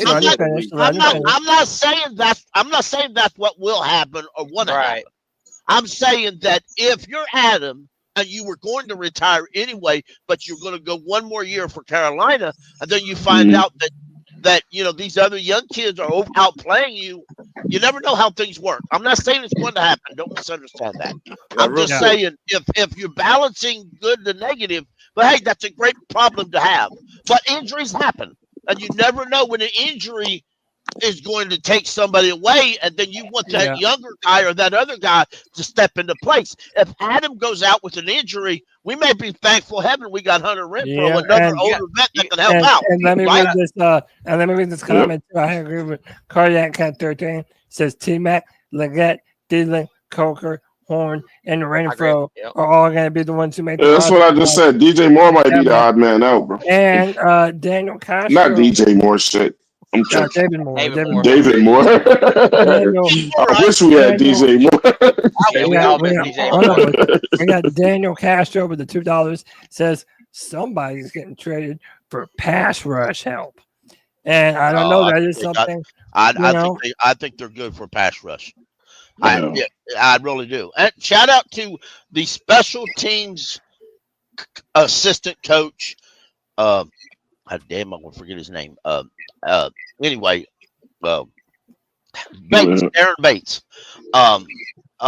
Who there was a post that he said something in his podcast that he was going to admit, and he said, "Now wait a minute." He said, "I don't want to spill something that I shouldn't," so he stopped at that point. And Mike Bell, shout out to Mike Bell, he picked it up and he referred it to mean that Ramsey's coming here, and Ramsey followed in his comment section and said, "I know it's a slow news day, but y'all got to do better." That's not what he was referring to. And I think the Panthers, not to change your topics, Cody, but as pass rush, I think the Panthers are good where they want to be at pass rush. They're good where they want to be. Let's remember, as long as they stay healthy. Yeah, let's remember. You're right, and let's remember something. They're not out to replace. No matter how much South Carolina fans want, they're not out to replace Clowney. They gave Clowney a choice. Joe Person said it in his article. They gave Clowney a choice: take a pay cut and stay and compete, or out. And he said, "I'm out." And that's how that worked out. I hope Clowney does good somewhere else, not against Carolina, but maybe he goes back to Cleveland and does good. I don't know. Don't really care. All right. Have a nice life. All right. But if Carolina needs any help, it's in the secondary. Be a corner or safety. That's where they need to help, not pass rush. Yeah, you gotta let fans speculate, Pickle. I don't understand why Darren felt the need to say something. Say something to Mike. I mean, Mike's just speculating off of what the man said on his podcast. I mean, he didn't know what he meant. And if that was wrong, then that's fine. I didn't like the way Darren kind of put that. I mean, you got to give the Carolina Panthers fans some leeway to interpret what's going on out there. And just one other thing I wanted to say is, like, our offense is full of NFL caliber wide receiver coaches. Dave Canales was a wide receiver coach in the NFL for 8 years. Brad Idzik has done it I don't know how many years. And then we got our current wide receiver coach too. They're going to pick the best guys to make the team. I don't think as fans we need to worry too much about who's left on the table once the cuts happen. That's a good point. I want to say, I'm gonna say one more thing. I'm gonna let y'all go. I hope everybody have a great night. But real quick, when the Pickle was saying something about Adam Thielen, I remember when they had a question about Adam Thielen about them drafting T-Mac, and you know, basically how the receiver room is looking since Adam has been in Charlotte, and basically, like he was saying, basically, you know, it was nobody. The only competent receiver we had was Adam Thielen at the end of the day. But like you was saying, now if you come out here, you know what I'm saying, he didn't tell nobody's name, but I'm just gonna say the name XL. Now you come out here and me dropping the ball, you know, it's no guarantee you're gonna be fucking playing. You know what I'm saying? Because we got motherfucking ballers out here now. That's all the only thing I'm saying about XL. But when Adam Thielen said that let me know. You come out here this year and be on that bullshit, you won't be here. Period. Well, that's the whole that's the whole team though. You see, though, that's a great point. But the whole team has improved so much. Well, you remember when we first got this team together, Cody, and I said no one can fuck up on this team or come to practice bullshitting because this team is too good now, bro. Dude. Everybody has to step up, or else their spot is not guaranteed here. Go ahead, Jake. I got a question for the whole panel. Who do y'all think is the leader of the wide receiver room right now? No one. You say no one. It's still got to be earned. The vocal leader. You mean the vocal leader? Yeah, if you say vocal leader, Thielen. Yeah. Adam Thielen leads that room right now. Okay. Right. Does everybody agree with that? Adam Thielen? Yeah. That's about right. So and that's why he ain't going nowhere. We just gave this man a pay raise as well after the end of the season. I don't think he's going anywhere this season. Thielen ain't going no fucking where. But C-Dog, I agree with one thing you said. And this is why I respect Dave Canales a lot more now than I did last year. If a player ain't performing, they ain't playing. Right. Bryce Young didn't perform, he got benched. He got a chance to come back and he looked good. That means Dave Canales will say, I'll bench you. And if I need to, I'm going to come back to you. You ask better be ready. So until if you get benched because you drop a balls and you get another opportunity, your ass better be fucking ready.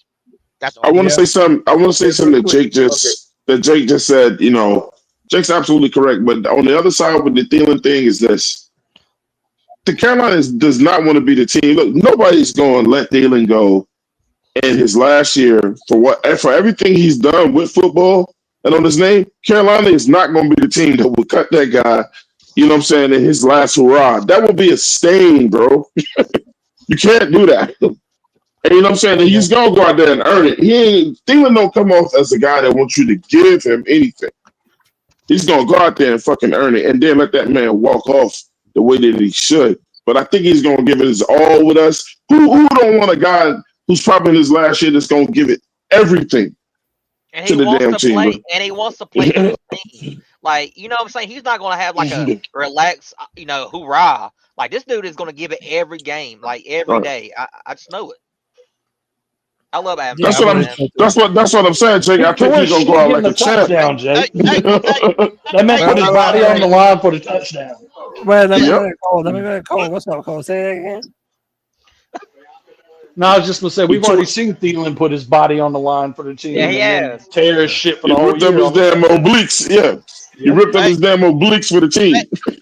Hey, y'all remember the older wide receiver we had in 2003? The one that came in and showed them young guys like Musa and Muhammad, Steve Smith, how to catch and run routes and play ball? Y'all remember who that was? Ricky Pro. Ricky Pro. Yeah. Right. In 2015, who was the older wide receiver that joined the team and showed them kids how to play ball? Ricky. No, in 2015. I'm sorry. You said 2015. Hold on. Yeah, 2003. And 2003 and And he caught that 2015, ball, by the way. we brought in Yes, we we brought did. in a couple We old did get that receivers Super Bowl, to Cody. show the young guys how to play ball. Guess Yeah, what? Tag it. Here, y'all. We brought 2 of them sons of bitches here. Tag in went off. Let's go. Hey, Tag in Junior went the fuck off in 2015. I don't want to hear from He's nobody. a burner. Yes, You he did. went That game I went to against Atlanta, trying that bitch had an 80-yard. Bro, every time the Shit. ball used to go his way, I was like this. Just catch it. You remember? Do y'all remember Cam threw him that ball to the left side of the field, and he just killed him on speed, and he reversed back to the right side of the field. He was Cam gone. met him. And Yeah. Cam met him in the end zone. Yeah, in 2015, or no, not 2015, but Ted Ginn Jr. was washed up. He was a special. He was a returner. That's it. Nobody wanted him, but only returner.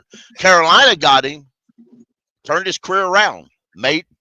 His career lasted a little longer because he came to Carolina once. He was on XM radio a couple months ago, and he said, I owe my entire reborn wide receiver career to the Carolina Panthers, and I will never forget that. I am a Carolina Panther fan for the rest of my life. That's exactly what he said.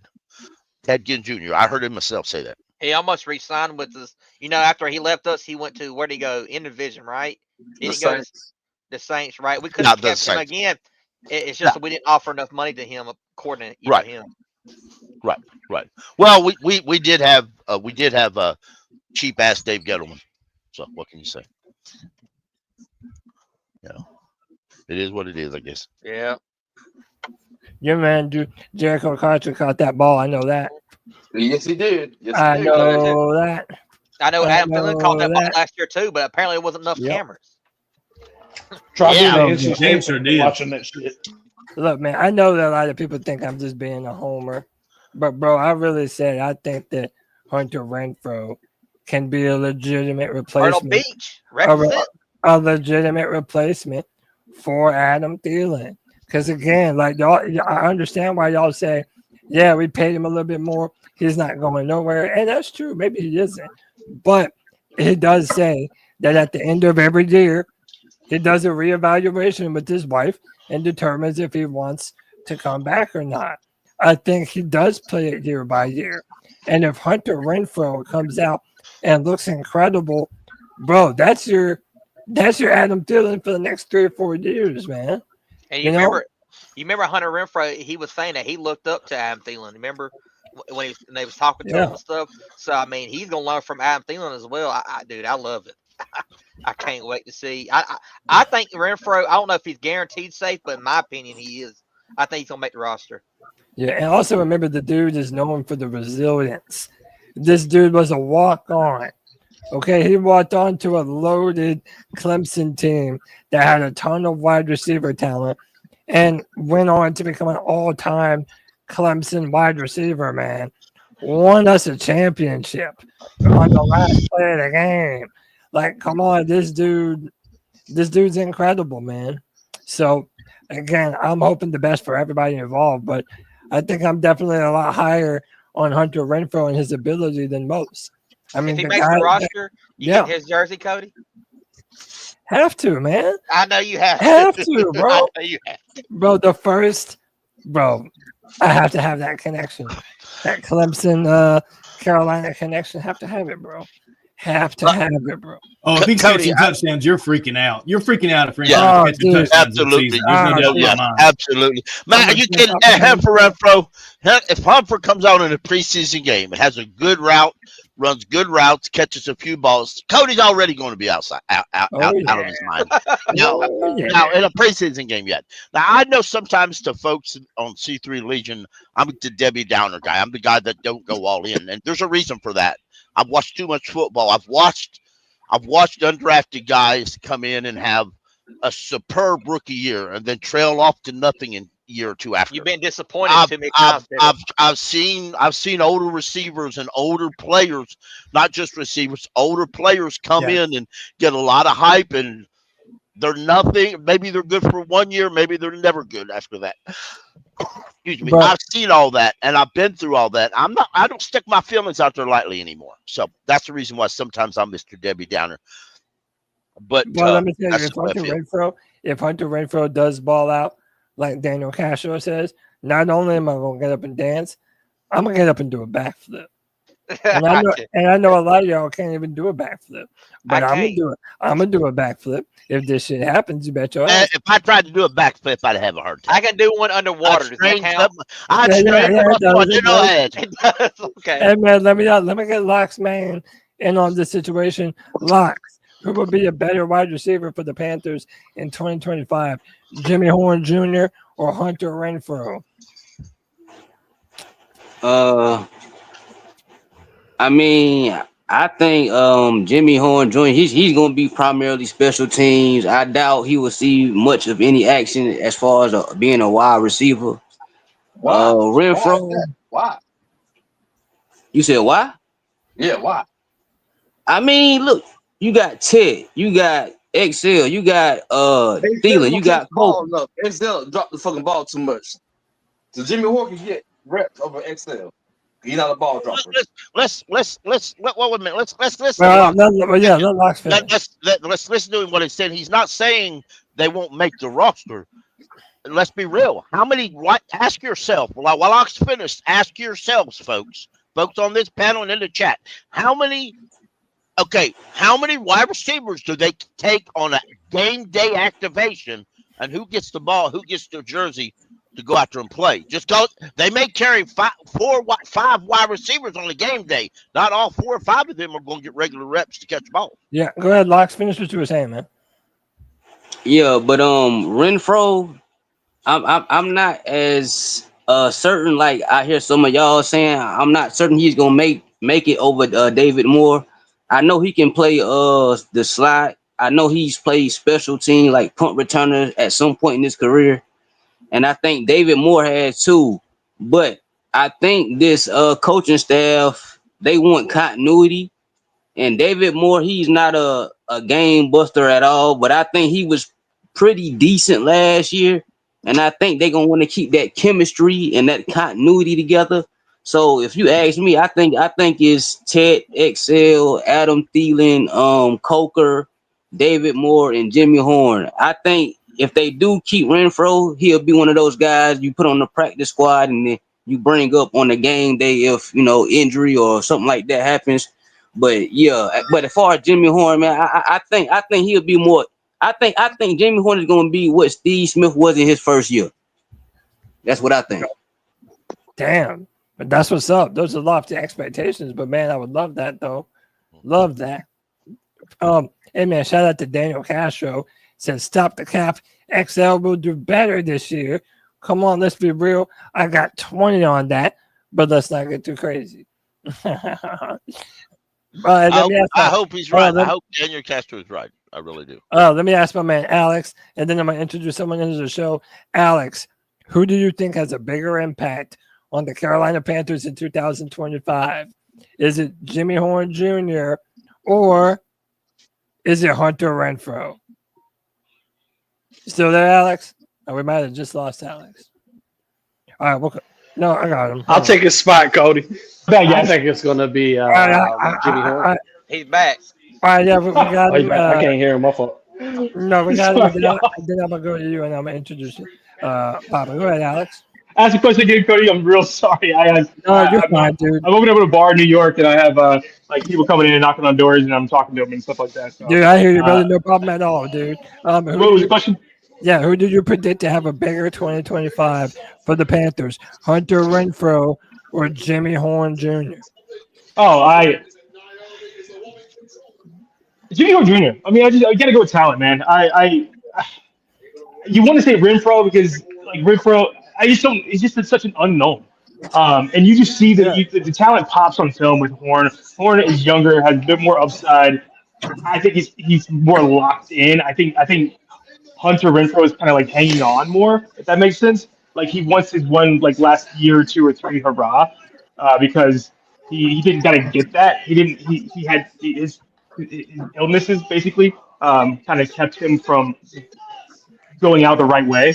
And so I think that this is going to be Jimmy Horn's team. He's going to be here for a longer term. We're gonna create more big play potential plays. You know what I'm saying? Getting in space more. So I think that I gotta go Horn, even though Renfrow is probably a safer answer just because he's the known commodity. Yeah. But guys, dude, I gotta go. I'm really sorry. I'm really sorry that I just left the screen blank for like 30 minutes. Have a good night, yeah, my friend. Man, at the end of the day, man, I'm so glad you guys had this because I really needed this tonight, and it's so much fun getting on here and talking with you guys. Thank you so much for having me. Yeah, thank you, Alex. As always. Definitely say Shout out your content before you leave, man. Oh yeah, so I'm a Kitty Lit Zio. I do it for fun. I'm not trying to be a big time content creator, but all my stuff's more geared towards like analytics and like thinking outside the box and kind of less towards the mainstream stuff. So I know that's not for everybody. But if you want to come see me, Kitty Lit Zio, which is an ode to Power Rangers Zio, which is the 2.0 Power Rangers. The best Power Rangers. Yeah, right. Yeah, let's go. It shows my nerdiness. But I appreciate you guys as always. Until next time. Peace and love, Alex. Until next time, brother. Hey, man, I got Thanks, some Alex. special guests. I got some special guests coming on to the show. Let me introduce the bros from the Black Cat Panther Podcast. We got my man Poppin' and the homie Kendall that go. Pop Kendall, what's up? What's happening? What's happening? Yo. What up? What's Coach? good with you, Cody? What's good, C3? What's good, good? everybody? What's good, boys? How y'all living? Man, you know, Trying hey, to, man. Trying yeah, to. me too. Yeah, man. Hey, And Cody, one jumping on second, the- man. I wanna chime in on your question. Go Even though ahead, that's your guy, Hunter's your guy from Clemson. Yeah. But yeah, you know, if the yeah. season was to start right now on the depth chart, he'd be 5 or 6. You know that, right? Yeah, I mean, it's definitely got an uphill battle for sure, man. I do. He'd be Yeah, 5 or yeah. 6. You in a different draft, Jimmy Horn is a 3rd rounder. You know that, right? Right. Yeah, I also know he's If this 177 draft was not pounds, so though. deep and pushed offensive players back, look at quarterbacks got picked in the 6th and 7th round. That should have been 3rd. Where you pick quarterbacks at? Yeah. 3rd round, late 3rd round, especially if they're project guys or something like that. You're gonna pick them in the 3rd round, right? Everything got pushed down because the defensive players were so deep and so good, especially at the edge, Yeah. defensive tackle, cornerback, stuff like that. So you draft Jimmy Horn. You didn't draft him. You drafted him for this year, special teams, of course. But you didn't. Yeah. They didn't draft him for no reason at all. You understand what I'm saying? He's Yeah, gonna take for the top sure. off. He's gonna take the top off the defense at some point in time. Maybe not this year. Maybe next year. So, Kendall, let me ask you this: do you think Hunter Renfrow might not even make the roster? It's a possibility. It's Okay. a possibility. Y'all sitting here gaslighting him. You know what I'm saying? And I know that's your boy. Gaslighting him, bro. What I'm saying is, he, like I said, If- real talk with the tight end, he may be option number 7. You know what I'm saying? If Hunter Because Renfrow, Evans is gonna come in here, that's gonna be my player of the year. Bro, y'all got to. if we can even get 50% production of Hunter Renfrow from when he was with the Raiders, I'm sorry, but after But this he's not kind of gonna season, he's not gonna get looks like that. You understand Oh, what I'm yeah, saying? not at first. Because I'm there's not only one saying- ball. Yeah. I get that. You got 20 scripted plays, and then you playing situational football. You understand what I'm saying? Right. So and then He's- we're gonna be a run first team, y'all. I hate to tell y'all that. Yeah, I know that. I mean, I love And it. that's fine. That's what I want anyway. I agree. I'd rather it be a run Okay, first. okay, that's I gotta all. see it to believe it. Yeah, that's me. I gotta want see it to I believe want it. them to be a run first offense, but I heard that last year, and it Me too, Pickle. Yeah, Man, I I said it all the time. It's Proof happening in the this year. pudding. 'Cause do you want that? Well, I'm on the wrong damn play. I'm in the wrong platform. Come on. No, you're But not. No, I you're do not. not No, you're want not. to see that boy Come throwing on. that ball 35 plus times, and he can't. You understand what I'm saying? I He feel can't. you. I So he feel you. gets weaker as the game goes along. Okay. Popping, All jump in on this, bro. Tell me what you think, man. What Hunter Renfrow, Jimmy Horn Jr. Tell me what's up, bro. Oh, well, we already. I mean, some of us are fanning. Right. We're panning out. You know what I'm saying? You know, yeah. Some of y'all got y'all panties slide to the side, Come on, fanning that Pop. thing. Come Yeah, on, Damn. Pop. What are you talking about? Come on, We, Pop. y'all need to let it go, bro. I'm sorry. I don't want. He's I don't talking about want. me, bro. Yeah. We gotta Yeah, stop we know. It's cool. because Pop, we're building the culture of getting younger. Okay.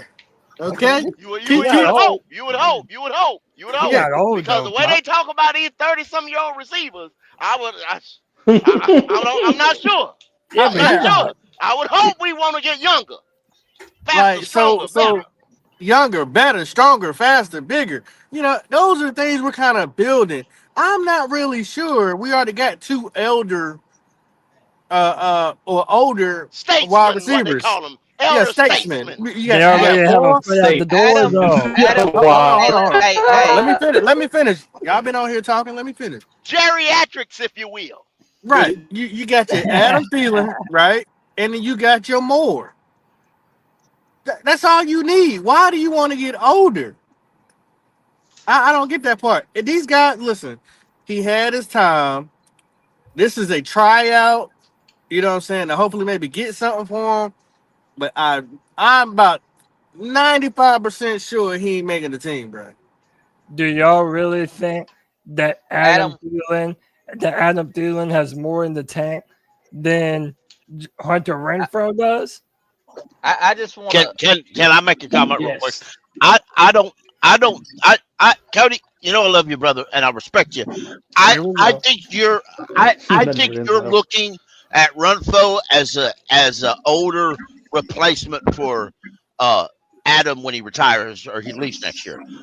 I think I think the this is it, though, setup Pickle. replacement for Adam next year is Yeah. Jimmy Horn. Or Coker. I do not think. I think this time next year, Adam Thielen or Hunter Renfrow, neither one of them's on the roster.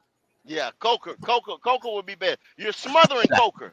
If you keep them boys, you're smothering Coker. Yeah, that's true. Right, That's you're right. true. You're right. You're going to take reps from guys who could be great to give them to guys who kind of past their prime.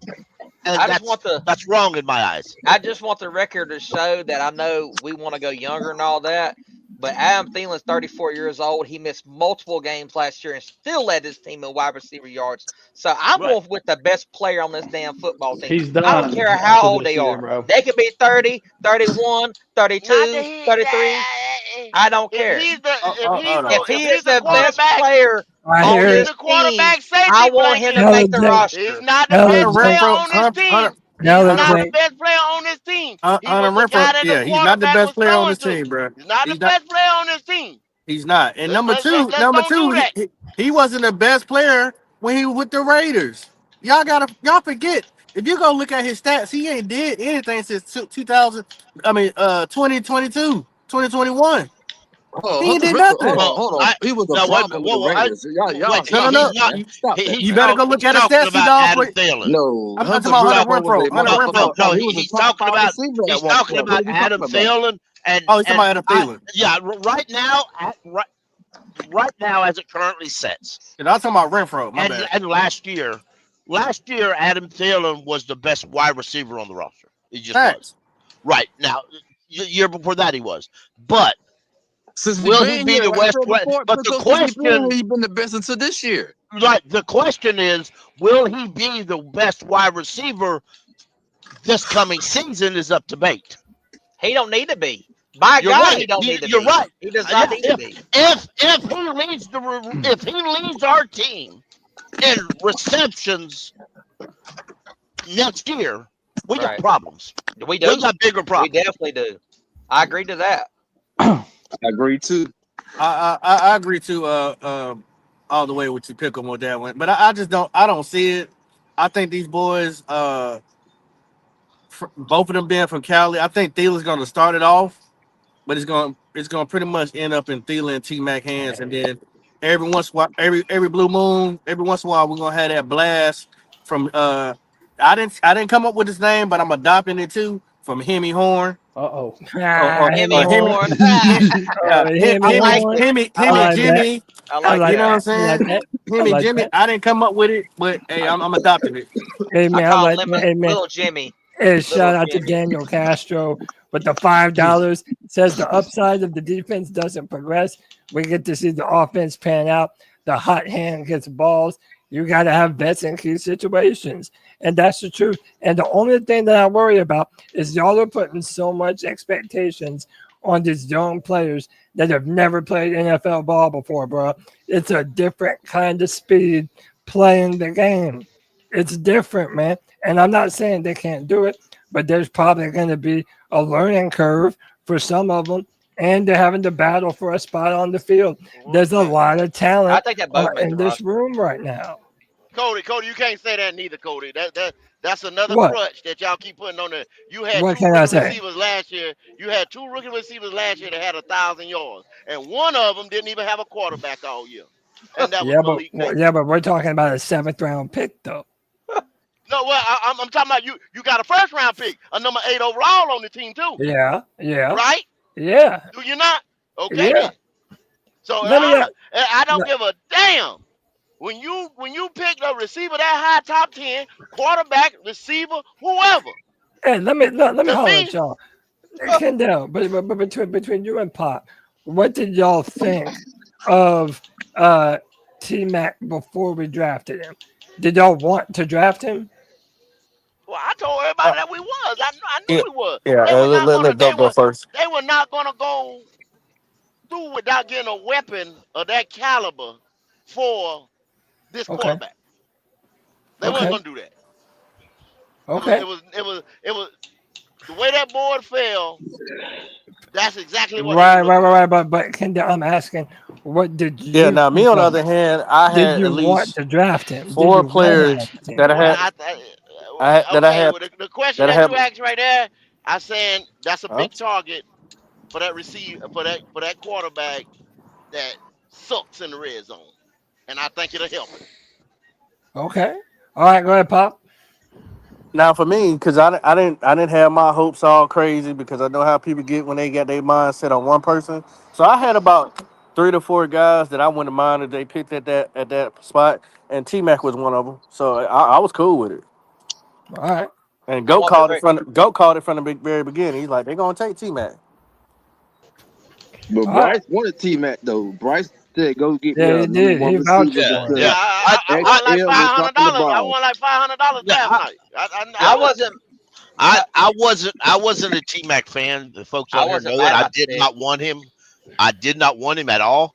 But when the draft night happened and we took him, it's on C3 draft night show. I kind of went off a little bit, but I wasn't when mad. I You go heard, watch it. when I heard that Bryce went into the office and requested him, I was like, well, here we go. Let's see what happens. And I'm at that point. Well, hey, That should have made you feel better. His camp requested a one last year, right? Yeah. Yep. So that they don't go too down. They don't go across the street. You know what that mean? That mean Bryce said, "I need help. This is not working." C-Dog, you don't think that will There's- make Xavier better, though? That's what I want to know. You don't think him having a good receiver on the opposite side to take pressure off him ain't going to make him better? There is Because he's no- going to play better. In my personal And I opinion, promise you, I had more hatred than you do towards him. I promise you that. But I've flipped. He's going to be all right, I promise. You just got to take my word for it. I mean, you got to prove me wrong, dog. He's a I know ball it. dropper. He's There a is ball no- dropper. You know how many yards? You know how many yards he fucked up? I'll play your side on that. You know how many yards he fucked up with them drops? A lot. Probably over 100. You give him There's those no 100 reason. yards and a couple TDs, He that's lost a us. great season. He lost us key games himself. He Silly. admitted to that. He admitted to that he lost. And it's going to make him better, bro. And he did. I Failure bet makes you better sometimes. anybody on this show right now that he's going to be better this year right here. I'm 100% I agree. behind him. I agree with that. I do agree to that. I'm Better than too. last year for sure. I'm a fan of XL. I want him to. I'm hoping that the Carolina Panthers have 2 number 1 wide receiver quality players. Bryce Young. Bryce Young Could be. has no excuses going into this season to not have an unbelievable season. Going by his Everybody rookie got to do their job, Jay. We You got don't to have, block. Bro, I'm telling you right now. We can't forget how to block. That's the most important thing to me. Hey, that offensive line came back, baby. There's no reason. There's no reason. That's just some Panthers Yeah, shit. because the rest of other than Brian, Malik, and Marvin, I mean the rest of the receivers that came out of that class didn't do too much of nothing. Right. Your boy Lad McConkey. Yeah, he did good. The Lad rest of McConkey them didn't was have fucking no. balling. How many did XL have last year? What, God, like 400? somebody, imagine if we 400 had yards, that. something like that? 400. Oh my God, we should have got that motherfucker, man. God, I we mean, should have got that motherfucker. hey, he had more than he had Look, more than Ricky Peck- Pearsall did. Pickle agreed to me. Looking back to our history of our drafts, there's a lot of woulda, coulda, shoulda in our Absolutely. drafts. Damn right. Better believe it. Hey man, I Would, know coulda, this is- shoulda, didn't, and shouldn't have been here. And paid is it- for it later. All right, so listen, if we're all hyping up all these wide receivers, we're all hyping up the offensive line, we're all hyping up the running backs. Bro, what about the fucking quarterback, bro? Is this the year? That's the integral part of the whole I'm all in. Is I'm this all the in. year that Bryce Young finally turns the page? Now he got has to. nothing but weapons around him now. All right, Cody. If he don't turn that page and become the elite quarterback, we fucked because then none of his backs are worth shit. It's time to I move say on. that straight up. If Andy it's not Dalton him- should have retired because he ain't dog shit. I'll just say that. Now, But I that don't being think. said, that's my opinion. And the other two guys ain't even worth having a conversation about. I don't think Bryce Young got to have an elite season, in my opinion. Yeah, well, yeah, he has to. He has to. He has to have a great. Well, okay, No, he don't. maybe Long not as elite. Y'all but he need has to to have a define good what you're talking about. Bro, Let me say that's this. how Define wide great it and is. good to me. Long as Bryce Young, Real quick. We can't lose games. Hold on. We Hold can't on. lose Real- games just on Bryce Young. Hold on, Pickle, real quick, bro. C Dog used to be the biggest Bryce Young hater. Now he has done a 180. And he's going to do the same thing with Xavier, like I'm Bro, doing. C Dog, talk to me, bro. That's what we do, bro. Why are you? Yeah, Why are that's you so Some confident? fanatic shit. Why are you so confident that Bryce doesn't need that great a year? Tell me how you feel about Bryce, man. I mean, Bryce could come out here and have just in my opinion, and C-Dog 1983 words, he could come out here and have 3,000 yards passing, 25 touchdowns, 5 interceptions.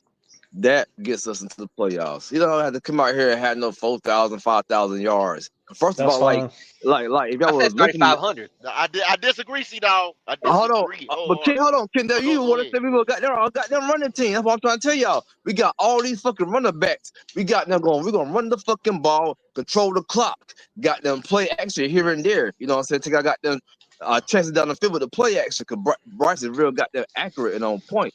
You know, so there's no reason for him to come out here and be a Joe Burrow because he's not got a damn gunslinger. So that's why I gotta disagree with y'all. As long as Bryce, listen to me, as long as Bryce come out this year the same way he did last year after getting benched. Y'all look at his fucking numbers. Like I'm telling y'all, man, like Cody just told y'all, I wasn't a Bryce Young fan. I was at Bryce Young very first NFL game down here in Atlanta. I live here. Oh, he was that terrible. ruined it for you. He was trash. God I did help it in you. person. I was in the third row. Oh, You hear shit. me? I was The the third third row. row in the field. Terrible, man. Terrible. I told y'all, man, Terrence Marshall Jr. was wide open. Only thing he had to do was put in his hands, fucking touchdown. You know what I'm saying? But he just ain't have it. Now, fast forward. Because I was the Jaguar game that year. Anyway. You know, the Jaguar game, man, he played like shit. And we lost to the Jaguars. They had a fucking backup. Trevor Lawrence didn't even fucking play. So I was like, man, shit, I spent money going to that game. Blaine Gabbert, I think. Yeah. So I spent money thinking we gonna win the game. I go over there to the goddamn Duval, we fucking lose. Some sort of goddamn point. All right, I respect that. Stay your ass home, C Dog. You're the Stay problem, home. bro. Watch Stay the home. Hold on, let me finish. Watch the game in the crib. Now, fast Go forward ahead, to now. Panther front right era to where we at right now with Dave Canales. This past year, this motherfucker came out playing like he was playing since his very first game when I was there in person, playing like shit. He benched him. That motherfucker got benched, and he got in a car wreck. That motherfucker came back. Ever since he came back, he got better. Every goddamn week he got better. He progressed. Like I've been telling y'all, he was playing. He was confident and he was happy and he was having fun. That's what I saw with my eyes. And then his pocket presence, he actually had a pocket presence, that he didn't show before he got benched. In my eyes, you know what I'm saying? If anybody else don't agree with me, he had a pocket presence. Then every time he took out the run, he took off. He ran. He got the touchdown, or he was real smart and got out of bounds. You know what I'm saying? But he just played better. Right. He was dancing. Right. So, but let me finish now. But the very last game of last season in Atlanta, I'm there. My man is fucking cooking. If we had a defense, that game, it doesn't go to where it went to because we didn't have a defense. We had no fucking pass rush. But Bryce was motherfucking cooking. And real quick, I gotta rewind it real quick. The game against the Eagles, God damn it, Bryce Young threw an interception. Yeah. But even though he threw that interception, like I tell everybody, he put us in position to win the motherfucking game. This little motherfucker, the little engine that fucking could, took us from, he was in the end zone. In the end zone. I mean, he had to go goddamn 100 goddamn yards plus. You know what I'm saying? And he did it against the fucking Eagles, against that defense. And what I'm telling you, and then for people talking about the other teams gonna be showing Bryce something different, they didn't show him this last year. That's a fucking lie. Cause they got them Chiefs. They were doing zero blitz and everything. Even Steve Spags came out and said after the game he had to stop because it wasn't doing nothing. It wasn't affecting this motherfucker. Cause that's another thing about this motherfucker. He got smarter. He got them adjusted, got them line. You know what I'm saying? Mm-hmm. The protection. I want to say he got better in every aspect of a game and as a fucking quarterback in the NFL. So with that being said, as long as he come out and play the same way he did the end of the season, we're gonna be all right, man. Like I said, that game against the Eagles, we could have won that fucking game, but XL dropped the fucking ball. You know what I'm saying? It won't like in the past, but he threw an interception. He got to throw an interception again. Now that bitch got to progress that game. That bitch went all the way from the end zone all the way down to the end of the field to got the XL got them, drop the fucking ball. So you saw him grow as a player. You saw him advance, get better, and but hold on, actually Cody. turn it with on. With my eyes though, in person, from the first game in Atlanta to this last game in Atlanta last year, man, the motherfucker better, man. Yeah, this man. motherfucker got them a no-look touchdown pass. Come on, man. Yeah, no, he definitely did his thing. Come on, man. That shit hold on. I want to clarify something I'm real gonna say quick, one more Cody. thing, and I'm done. Like I said, he was confident, happy, and he was having fun. But then he had the fucking visor on. So for all my Alabama fans, hey, I said this might be Alabama Bryce. I'm not gonna say elite. I'm not gonna say MVP. Okay. But Alabama Bryce come out here next year, we're gonna be a motherfucking problem. If we got a top 10 defense, we will win the division. We will be in the playoffs. God damn it. Let's go. Hey, let me go to my man. Hold on, people. Let me go to my man Diesel Skills. I've been telling him he can go for a minute. Deez, jump in on this, brother. Is this the year that Bryce Young finally takes that next step with all that receiver talent around him? And bro, with this J-Lo divorce, bro, like all things are building towards a Bryce Young MVP season. Am I wrong? What's up? No, you're not wrong. Look, we listened to all this stuff before. Everybody told us. Everybody come on the Friday Free For All, and they said, Adam Thielen's old. He's washed. He couldn't cut it in Minnesota. He couldn't do it. Blah, blah, blah, blah, blah, blah, blah, blah, blah. And now it's the same thing. What happened when Adam Thielen hit the field? He caught over 100 passes that season, over 1,000 yards. The Reaper revitalized his career. If the Reaper revitalizes Renfrow's career, then I don't want to hear it no more about, these are old receivers. They can't do it, blah, blah, blah, blah, blah, because we've already seen it happen. Thielen was good last year. He just got hurt. He pulled his hammy. You know what I mean? He was out 6 weeks. He would have had a great year. And I think Renfrow can do the same thing. Those guys can trade out reps, like I was saying earlier, and save some wear and tear on their bodies, and both of them be effective in the slot. Bryce Young can have a good year, but you've got a rookie X. Your X, T-Mac, is a rookie. We may have to give him a little grace. It may take some time. Maybe we should invest in running the football more, like you were saying, Cody. Maybe it should be the year that we depend on the offensive line that has what? All the starters coming back. All the backups coming back. Sir. Everybody that played for the Panthers last season is coming back to block once again in the same scheme. Continuity. Say it louder for those. I love it. We don't ever have this. This is rare. This should be a good year offensively, whether we're running the ball or passing it, one or the other. The only thing we need to do is give the young wide receivers a little bit of grace. Okay, you don't have to look at a whole lot of highlights of XL last year to see him catching the ball with his body. And the one that everybody's pissed off about, the one that C-Dog's mad about, and I'm mad about it too, C-Dog. I'm mad, pissed off. He dropped that ball against the Eagles. We would have won that game, but he tried to catch it with his chest. He tried to trap the ball with his hands into his chest. And what he said in the interview this week, he said, I got to start catching the ball with my hands because he watched who? He watched T-Mac come in here and he catches everything with his hands. And he realized what his mistakes are. So, yes, there's an opportunity for Bryce to have a breakout season, but I don't think it's going to be nuts like C-Dog said. It's not going to be 4,000 or 5,000 yards. It'll probably be around 35. I think that's a good number by Jake to throw out there as a starting point. If we can hit that checkpoint of 35, and I saw like 25 touchdowns in the chat. If we can get to the 20 touchdown mark, I think we're doing good. I think it's a place to build and grow upon. I think if you continue to maintain the offensive line in good working condition as we did last year, even with the backups going into next season, then we're looking for great things in 2026.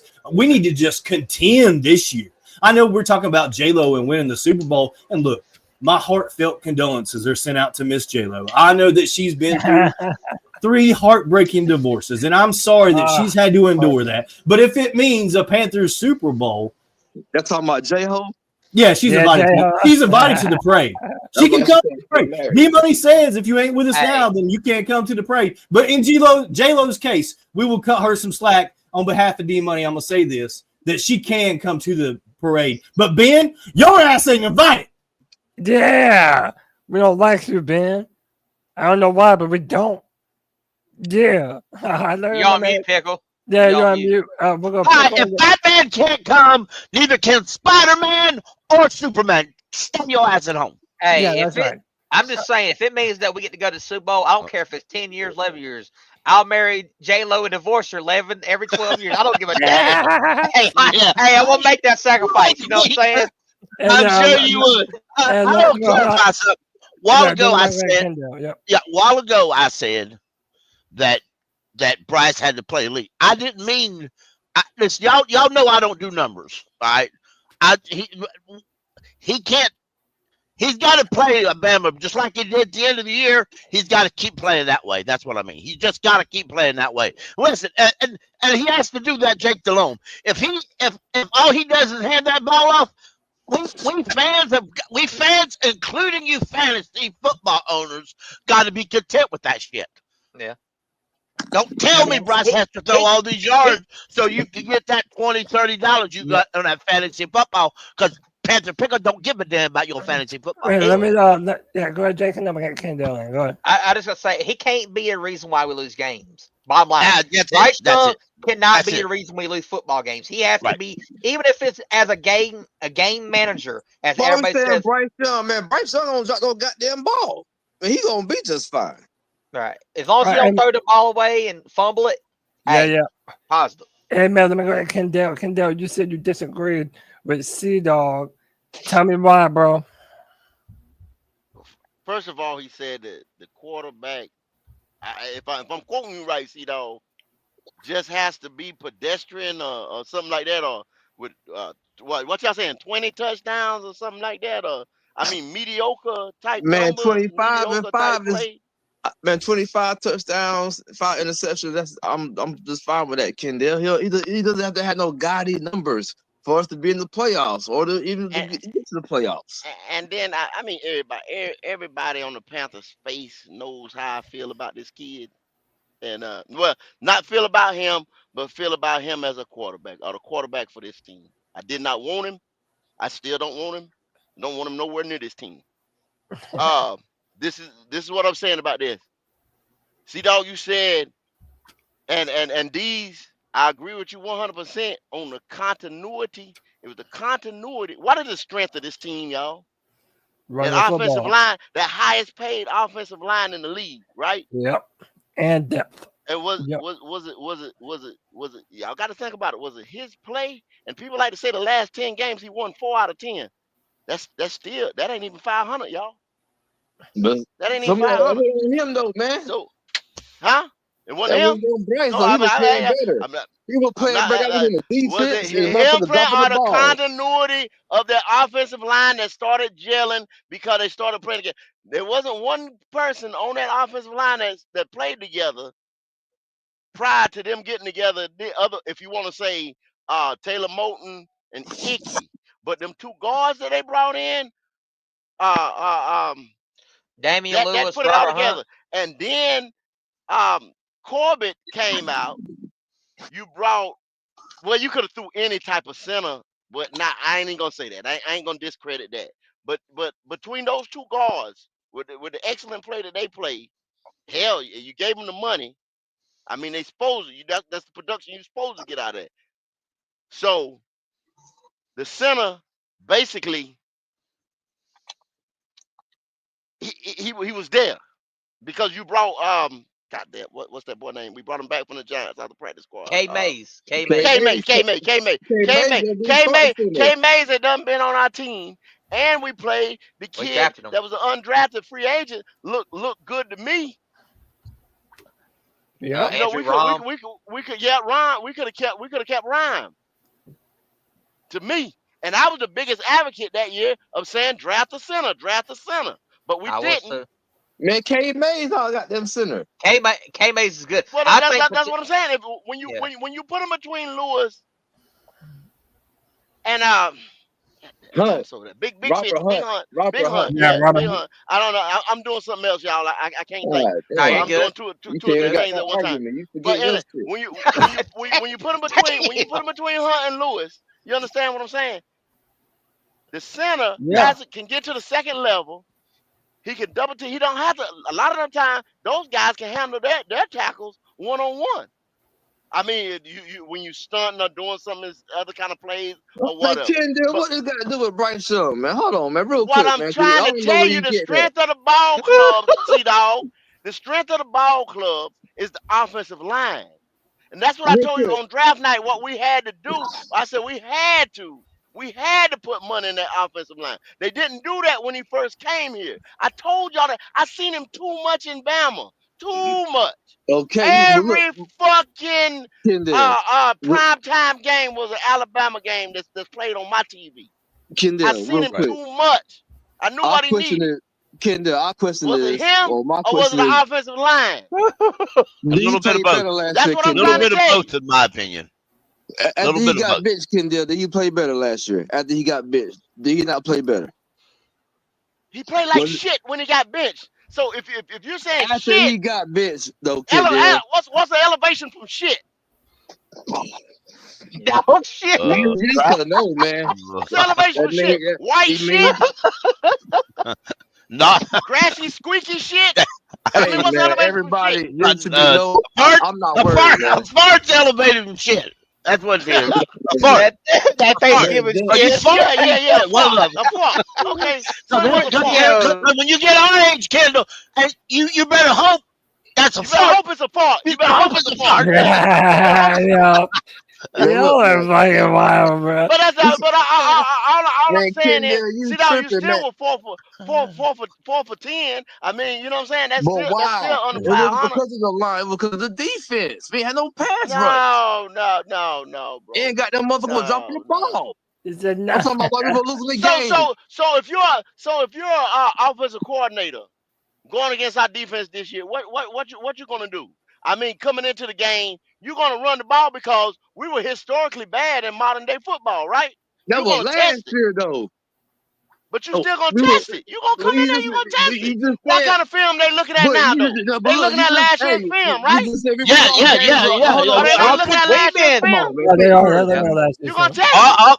Yeah. check Offensive there real quick. coordinators. You just said we First lost thing they're going to games do without is run defense. that football straight at our defense. Exactly. If we can't stop it, this time, they're not going to stop running. They're just keep on They're running. not. They're going to make Thank you, sure Pickle. Bryce. Thank They're you, going to Pickle. make sure Bryce stays on that bench.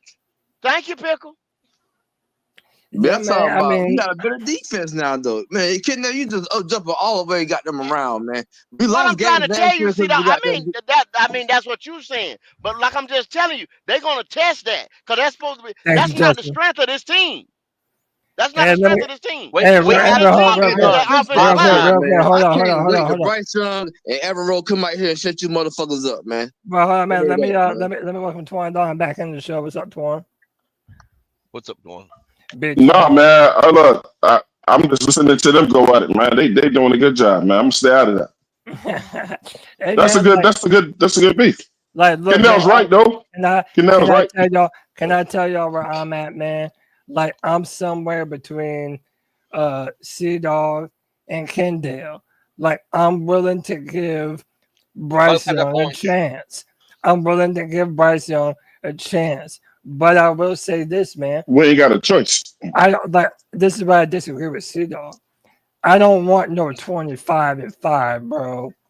I want to see that Bryce Young has the capability to throw 35 plus 3,500. touchdowns like the best players in the game can, because that's where we doubt him. A lot of people don't think that he can do that he will do that. And I have my doubts as to whether or not he's going to do that, man. So I want this season to be a year where there are zero doubts about Bryce Young. I don't want to have to think about this again. I don't want to have to talk about this shit again. I want Bryce Young to shut me up forever. Forever, ever. Because as of right now, I don't know that he's an elite quarterback talent. I don't know that. Real quick, so say this season we come out here this year, have a great defense, and we run the ball great. But Bryce doesn't put up gaudy numbers. But we're controlling the clock and we're winning fucking games. If I'm telling you, it doesn't matter. I don't care how we win the fucking games. He doesn't have to have no gaudy numbers. We gotta be. First of all, we are a fucking run first fucking football team. We never been a fucking throwing team. What the fuck wrong with y'all? We run the fucking football and we stop the fucking run. That's how we win fucking games. Yeah. Fuck all that throwing the ball and run. That shit don't mean shit. Look at the fucking Bengals. They did all that bullshit. And they ain't do shit last year. Cody, Real quick, Cody, And they ain't going to do shit this year. where were the Bengals at last year? Were they in the playoffs with all them gaudy numbers? But all them numbers that goddamn Joe Burrow had, the best goddamn quarterback last year, where was he at in the playoffs? You can't compare that. You can't look at that division they play in up there in the AFC. You can't compare that. You can't compare that. Kendall? He put the numbers up in the AFC in that division. Come on, man. Go ahead, Jake. Like I said earlier, Bryce Young cannot be the reason we lose football games. I mean, I get that he don't have to have stellar numbers, especially if we do run the ball like we're talking about. My thing is, I hope we are going to be the team that runs the football like crazy. But I heard the same thing like Panther Pickle said a little while ago about Dave Canales promised us a lot of times, oh, we're going to run the football more next game. What happened? No, we didn't. We went down one touchdown, 2 touchdowns. It don't. But listen to me. He literally said that we would run the ball more. But as soon as we went down by a touchdown, that was all gone. We were just throwing it. We would not run the football, and it's proof. There's games film. That's what happened. Who was going to run the ball last year besides Tua Hubbard? Nobody. Not really. Hey, Cody, give me 5 seconds. Let me change the mic. I'm coming right back, Cody. You can still, I got you. Yeah, ain't making no goddamn sense. Talking about Let me, goddamn circles. You're hey, only man. confident running back with fucking Tuba Hubbard. Hey, And man, he's let a me fucking bring power in. runner back. Hey, Stop hold up, talking sit down, that hold up, shit. sit down, hold Well, up. you don't always have to win by a power running back. Hold up. Let me welcome in Locks. Locks hasn't gone in a minute. Locks, tell me, is this the year that Bryce Young becomes an MVP candidate, bro? I'm not gonna say MVP candidate, but I do believe he will be vastly improved. You would not see the Bryce you seen the first year in 2 games. He will be the Bryce Young you seen the last 10 weeks of the year. And I believe he will give you at least 3,500 yards, at least 20 touchdowns, and he will complete at least 63 to 65% of his passes. And all the Bryce haters out there, I believe they will come around next year. I do believe that. All right. I love But that. hold on. I want to say something. But Go ahead, Bill. is it really Bryce hate though? Because I mean he really hasn't proven anything. That's what I'm So saying. when I Oh my listen, hold on, God. Oh my hold on, C-Dog, you've been yelling and screaming. As soon as I say 2 words, you was already. My man, he went against Patrick Mahomes and Jalen Hurts last year. I don't Cold care if he Listen, went against. Pop, Let him I don't finish. care. I know. I don't Let care him if he went. finish. Let him I finish. don't care if he went Stupid, against man. Jesus. Jesus, The he could have best went against goddamn Jesus. defense in the league. He Hold could have on. Let went him finish. against. He could have went against Jesus. I Stop still it. wouldn't care. You've had a total of over 20-some games to watch this man play. Stop making excuses. So at the end of the day, I'm tired of Panther fans lowering their expectations. All right, man. Every position in Panther history has an expectation. There's a bar set. That's what it Yeah. is. Yeah. That's what the fan base should be on. Anything else is cowardly. He's I right, agree, man. man. True. That, Yeah. I that, want to that's see true. it. Y'all got there I tripping, want man. to He's see right. it. Listen. At the Go end ahead, of Bill.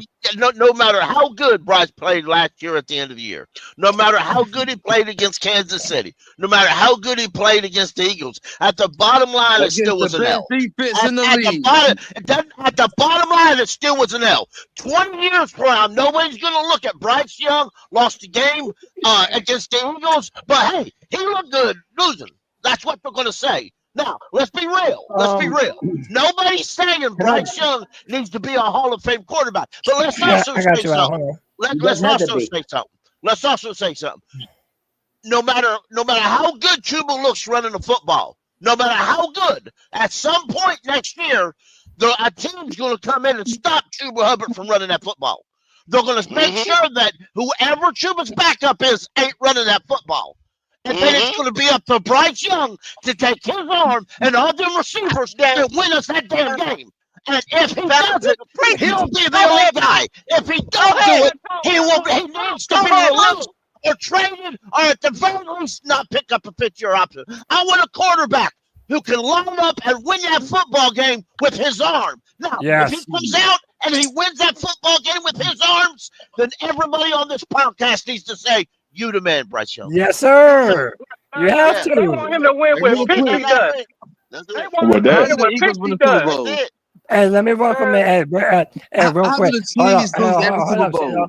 Hold up, C-Dog. Real quick. Let me welcome in Al the Sailor back to the No, I mean, free just for all. coming Al, out, what's bro. up, bro? Just coming out, bro. What's up? What's up? What's Cody? up, dude? How you been, bro? doing? You all right? You good? You good? Yeah, I'm doing good now, brother. How you doing, man? What's up? No, I'm doing all right. I mean, I'm chilling, bro. So tell me about Bryce Young, man. I mean, if Bryce, you know, what people are saying too, like nobody cares about like 20 years down the line. Nobody cares about that. And then if just Bryce can just get this thing like what he's supposed to do, he's a Steph Curry of fucking goddamn football. No, he's not.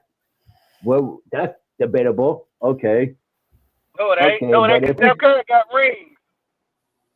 exactly. But did you hear the Exactly. I ain't want to cut you off, Exactly. Al, but did y'all hear the word he said? If every time I hear all of y'all on this panel, if he does this, this is year 3, y'all, and we still Yeah, saying this is year That's 3 all though. these No, delusional and fans. then kid out, and then kid out. I agree with you. Oh, I agree with you 100%. If he doesn't do nothing this year, I mean, first game he has to win the game. He has to win the fucking first game. I mean, that's obvious. To me. If you don't win the fucking first game, that first game, fucking trash this fucking guy. Throw him in the fucking goddamn, throw him in the fucking Highwoods, or what the fuck that fucking cracker says to the fucking goddamn thing. Yeah, throw him in the fucking Highwoods, dude. Fucking, get him out of here, dude. Because he can't fucking compete. We know that. And we know that. And we've seen it for like 3 years now. I mean, if he can't compete, we have fucking like glimpses and glances, okay. We have fucking, they want to fucking hang on fucking goddamn, the fucking blind, Panthers from like 3 years ago. I'm not lying, bro.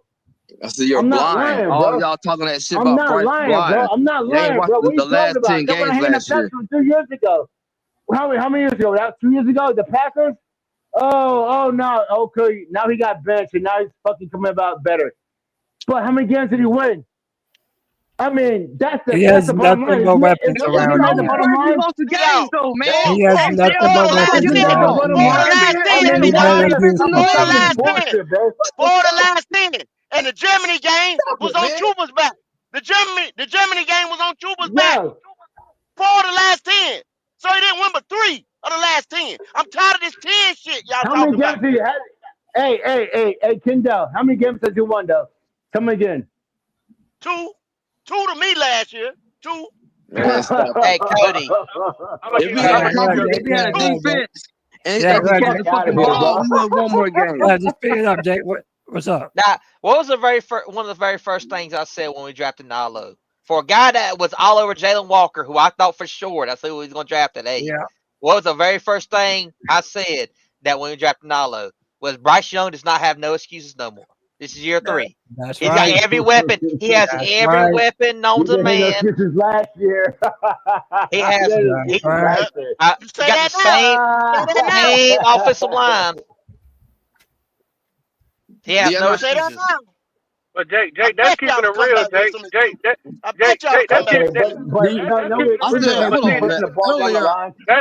That's keeping it too real, Jake. That's the thing. No, we're playing But football, this the thing that bothers One at a me. time. One at a time. All right, Pop.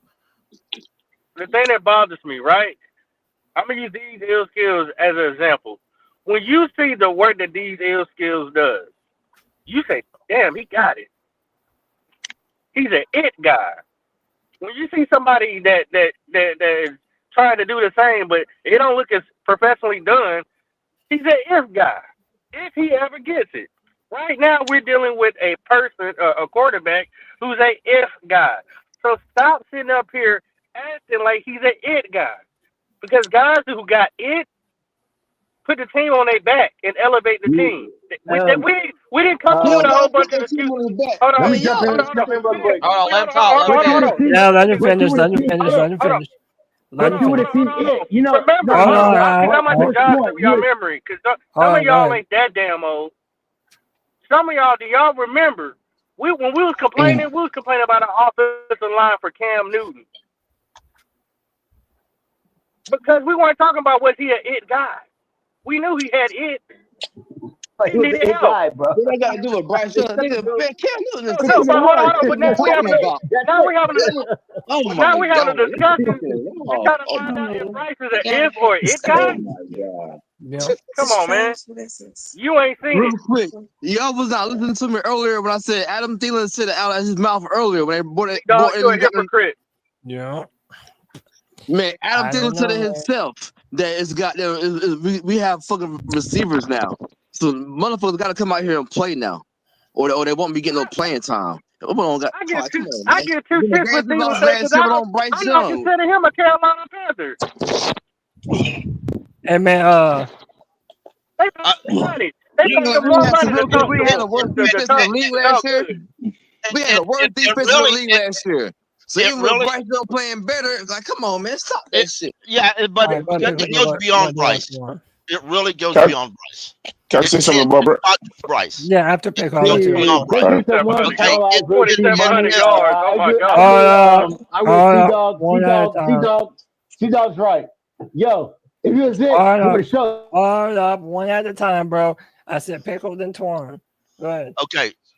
It's not just Bryce. I know everybody wants to hype on Bryce. The question was about Bryce. Let's be real, okay? If listen, I'm a Tennessee fan. I love Cade Mays. If he if they don't hold up at center, it's going to be more. It's not just about Bryce.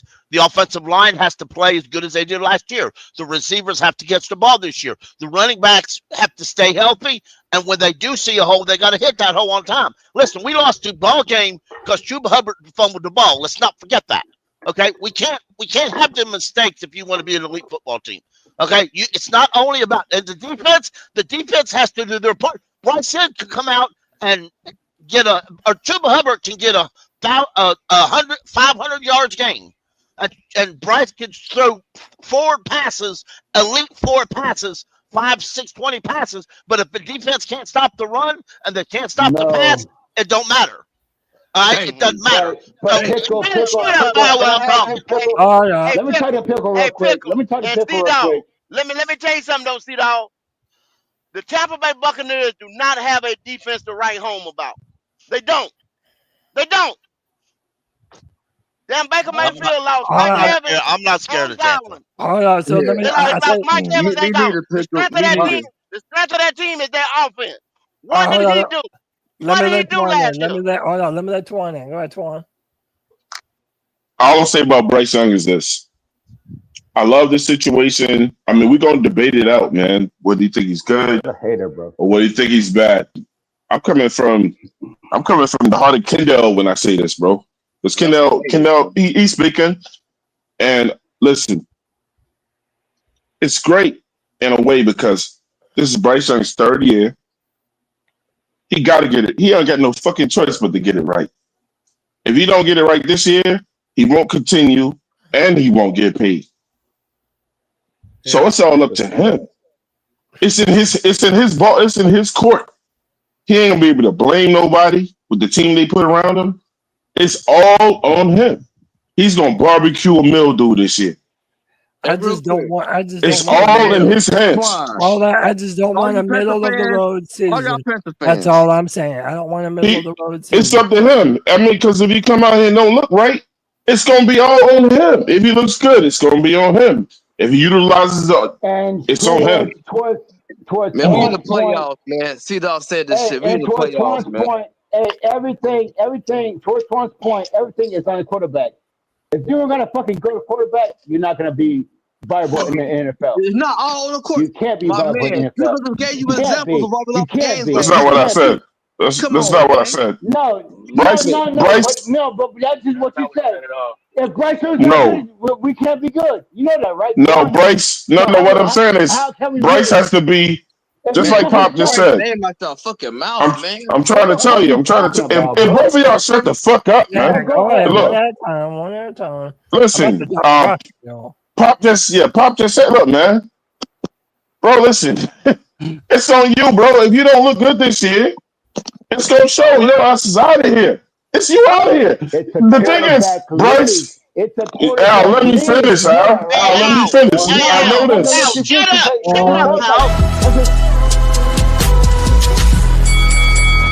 Y'all knew that was coming, didn't you? One at a time, please, boys. I promise I'll let everybody have their chance. Yeah, I'm gonna be quick. I'm talking to them. The thing is, everybody have their chance to speak.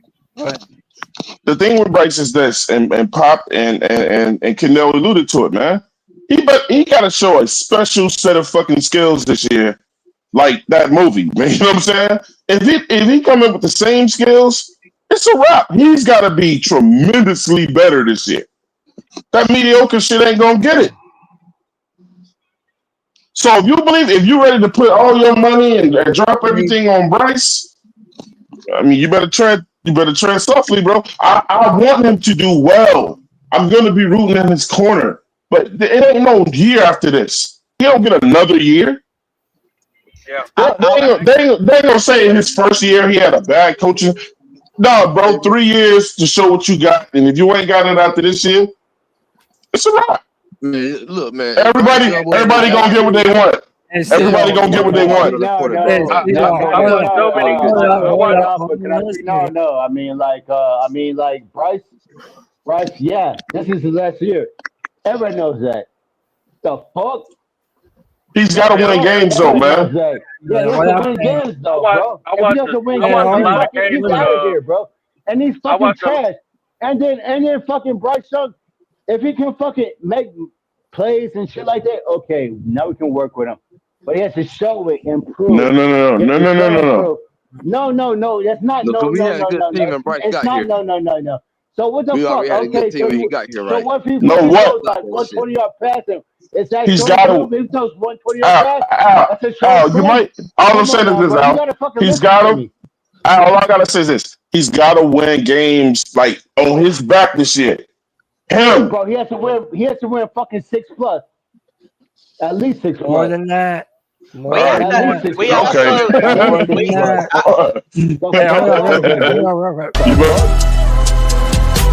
And man, let me make sure, like they say over at Black Cat, that I read the money. My man, He's real gonna win 9, but he's gonna win fucking 6 games. God damn, Listen. man. Stop interrupting, do y'all? God damn, bro. You got to read the money, man. The real HHTNT says, bro, y'all need to listen to this one. You're no less a Panther fan for wanting to see it on the field. Enough of this or that. It's time to prove it. I'm not lowering my standards. And I'll be damned if that's not the truth, bro. Exactly. Come on, bro. Like, listen, I don't want that mediocrity no more. We moved up to number 1 for the number 1 overall pick for Bryce Young. We surrounded him with an offensive line that has depth, 2 badass running backs, DJ Moore, and a bunch of wide receivers. So You got to put it up this year, bro. yeah, there's no reason for Bryce to not be him this year. Cody, can I ask you a question? Okay, you said Yeah, more than that. down. When they said 6 games, you said more than that. So, would you elaborate on that for me? Does he have to win those games, or does he have to exist in those games, or just don't fuck up those games? I want to see him be the all-star of those games. I want him to be the reason why we're shitting on fools. That's what I want. And I don't think that's too much to ask after all we traded, after all we've done for him. I'm sorry, bro. I don't want no 25, 20 touchdowns. That shit is not enough for me, bro. Dominate. You want to dominate while everybody game changer. While some people just want to put around. The last time that I checked, the leading quarterback had 41. Yeah. In this Last time I checked, Joe Burrow was at home in the playoffs last season. No, the quarterback in this division had 41. Yeah. We're not Cincinnati. We're not Cincinnati. I don't like you bring up Joe Burrow. Like I said, I agree. I watch a lot of Joe Burrow. I ain't talking about Joe Burrow. You won't see Joe Burrow unless you go in the AFC, unless you go up to the damn Super Bowl or something. The quarterback in your division had 41. Let me hold up. Hey, time out. Let me go to Panther Pickle and let me introduce somebody. Go ahead, Pickle. Yeah, I just wanted to say this. Earlier when I said it's not all about Bryce, I mean that. Y'all talking about Bryce last year. Bryce technically has 2 more years if you count the 5th-year option. Now, that being said, Ivero joined this team exactly when Bryce did. Ivero, if you don't make it right, you ass ain't going to be here next year. You may not make the season. You may not make the season. You got him. And enough of this. Well, he's got talent now. That was the excuse people used last year. He ain't got no weapons. You got everything you need. If you can't stop the run and you can't rush the passer, dude, that's on you. And Pickle. Look. If he want to get any real money, this is his money year. Right. If he wants to get any real money, I don't want to hear that Chuba. I don't want to hear that Purdy said. Purdy went to the Super Bowl with them teams, bro. Bryce ain't gonna get no money if he don't look good this year, bro. He ain't got a choice. He's gonna change this year. Hey, Twan. Y'all talking about Pepperoni like he's making an excuse. That was a fact. His defense got gutted. So you went offense for defense, if I'm not mistaken. You did. You did. traded But defense for offense. yeah, but at the same time, he came here. Vero came here under the quote. He can make championship out of dirt. He can't. He He ain't that good yet. What did that defense finish his first year? His first year, at the beginning of the year, before he had injuries, that was the defense was sitting at like top 12 or something like that, almost in the top 10. In one or two categories, if you want to look at it that way, it was. It's total defense it wasn't. But I mean, and a lot of that was simply offensive. Stop trying hard. And let me introduce somebody. They knew all they had to score was 20 points, and they won. Somebody- so they didn't try hard after that. Hey, Somebody hit the mute button, bro. Somebody hit the mute button. Yeah. Somebody needs to mute their background. If y'all have music and shit going on in the background. No, that's a lot of moving or something. Let me welcome somebody to the show.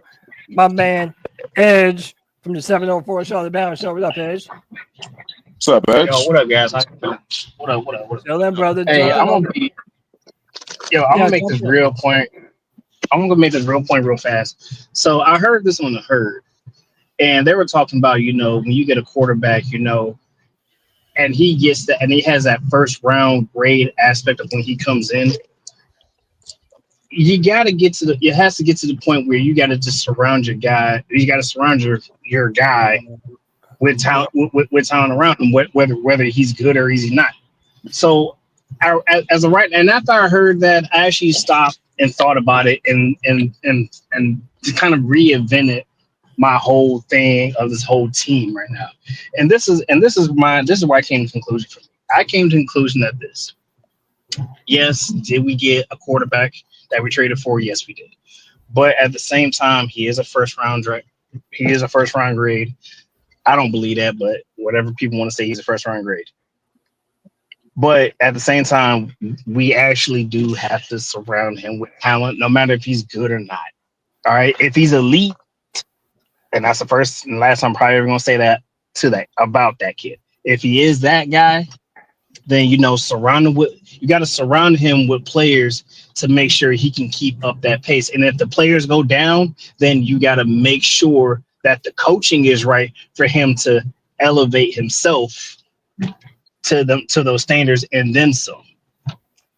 I literally had to get out of the mindset of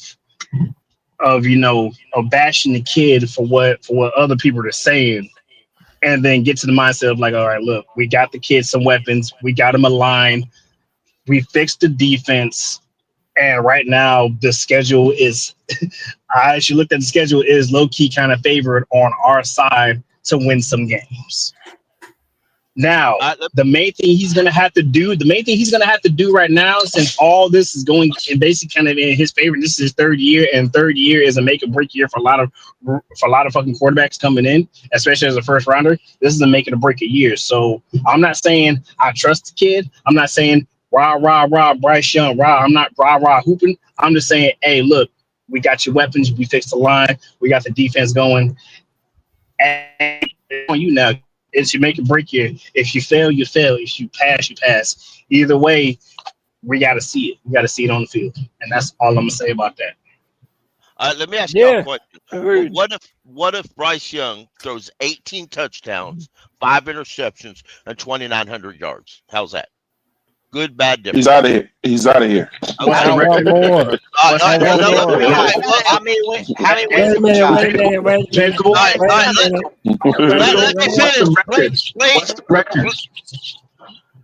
That reference is exactly the yardage that Jalen Hurts had this year when they won the Super Bowl. Yep. Let's slow your roll. That was based on how many wins we got. He had a wait a minute. Let me. But he's never threw for over 3,800 yards. Right, Pickle. But this is what I'm saying, though. Right? There's a lot of people that even still don't consider Jalen Hurts a top 5 quarterback. And by the way, hold on. By the way, at the end of that year, all Philly fans could talk about is how Jalen Hurts couldn't get on the same page with AJ Brown, couldn't get on the same page With what's the other receiver that's Smith. that they got up there? Yeah, Devonta Smith. But like Devontae that's Smith. if we're comparing Bryce Young to Jalen Hurts at the end of the year, yeah, I mean I would love to win a Super Bowl, but I'm not happy with that. I'm sorry, man. I want more. Let me ask y'all a question though. Let's get serious. Do we want a quarterback, an elite quarterback, or do we want an entertainer? They're two different things. I want a quarterback that's I want a quarterback that's going to win. That's not the reason we lose a football game. Simple as that. Wait, exactly. Pickle. What do you mean by entertainer? I mean, that's what I just said. You want somebody who's going to go out there and showboat and entertain everybody, and everybody's going to love because he just entertains you, even if he doesn't get a lot of wins. He's saying a bisexual. That's what he's saying. A bisexual. Because that's what he's saying. Okay. Because I thought because halfway I thought you was referring to Cam Newton. I'm like, yo, Cam Newton showed up what he won. No. If you think of Cam when I say that, dude, that's on you, man. Yeah.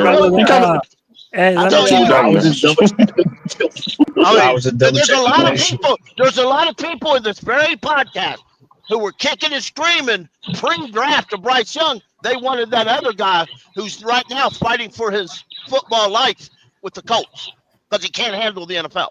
I want to see that. Who is that? I want to see that. Pickle ain't wrong. Who is that? Pickle, who said that? And I still say that guy in the right system would have been better. That guy is trash. That guy is trash. Let that shit go, Kendall. That guy is trash. Now hold up. You let me finish. In the right system, that guy would have flourished. And you can say that about any quarterback. Hold up, Twan. That guy. I can't say that around here. He got hurt his first year. But for the last 3 years, everybody been making every damn excuse in the book. Yep. I told y'all that motherfucker was an interception magnet before Indiana got him. But the Indianapolis got him, and that's exactly what he did. Well, so to defend that, yeah, Pickle was right on that one. But at the same time, I also believe we would definitely also saying either him or CJ. Oh yeah, definitely CJ. I was on the CJ. I think that's exactly what we said. Anything but Bryce Young. It was only CJ for me. Yeah, I wasn't even thinking about Bryce. H1, I was right there with you. CJ Stroud for me. Yeah, it was only CJ. I wasn't even thinking about Bryce. Just a minute, Broadway Joe, answer that question for me, will you? Cam Newton was the best Panther quarterback ever. I posted it down because Forest City Kitty said stop disrespecting Jake Delhomme. It's a simple question. Which 1A, quarterback 1B. looked better in their Super Bowl? It ain't no 1A, 1B. No, it's ever.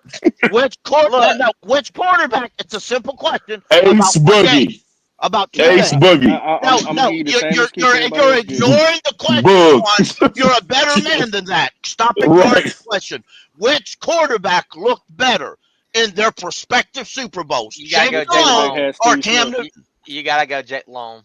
I'm sorry. As much as I'm a Cam, dude, I love Cam Newton to death. That's a simple question. If I'm promoting one's better and better as a franchise quarterback than the other. I'm talking about strictly Super Bowl performance. Well, which one was the Super Bowl? Which one was the solid sole reason we was in that Super Bowl? Man, that's not the question, though. The whole damn year. That wasn't the question. But that's not the question. It's not. You just asked one game. Hold on. Look, man, what was the question, Pickle? What was the question? In my personal opinion, Cam Newton is the greatest Cam Newton is the greatest quarterback of all time, in my personal opinion, when it comes to Carolina Panther history. I'm sorry. He's the greatest player to me, period. I love Jake Long. Look, and listen, but to answer Pickle's question, if I'm going to be totally unbiased, who had the better performance in the Super Bowl, respectfully, in both Super Bowls? Jake Long did. It was DeLong. Yeah, absolutely. I agree with that. That's and listen. That's all he's saying. My man, Cam was the reason why we made the Super Bowl. But let's also understand that whether people like it or not, because some people ain't gonna like it. But the only reason why we made the Super Bowl in 03 was John Casey Cook.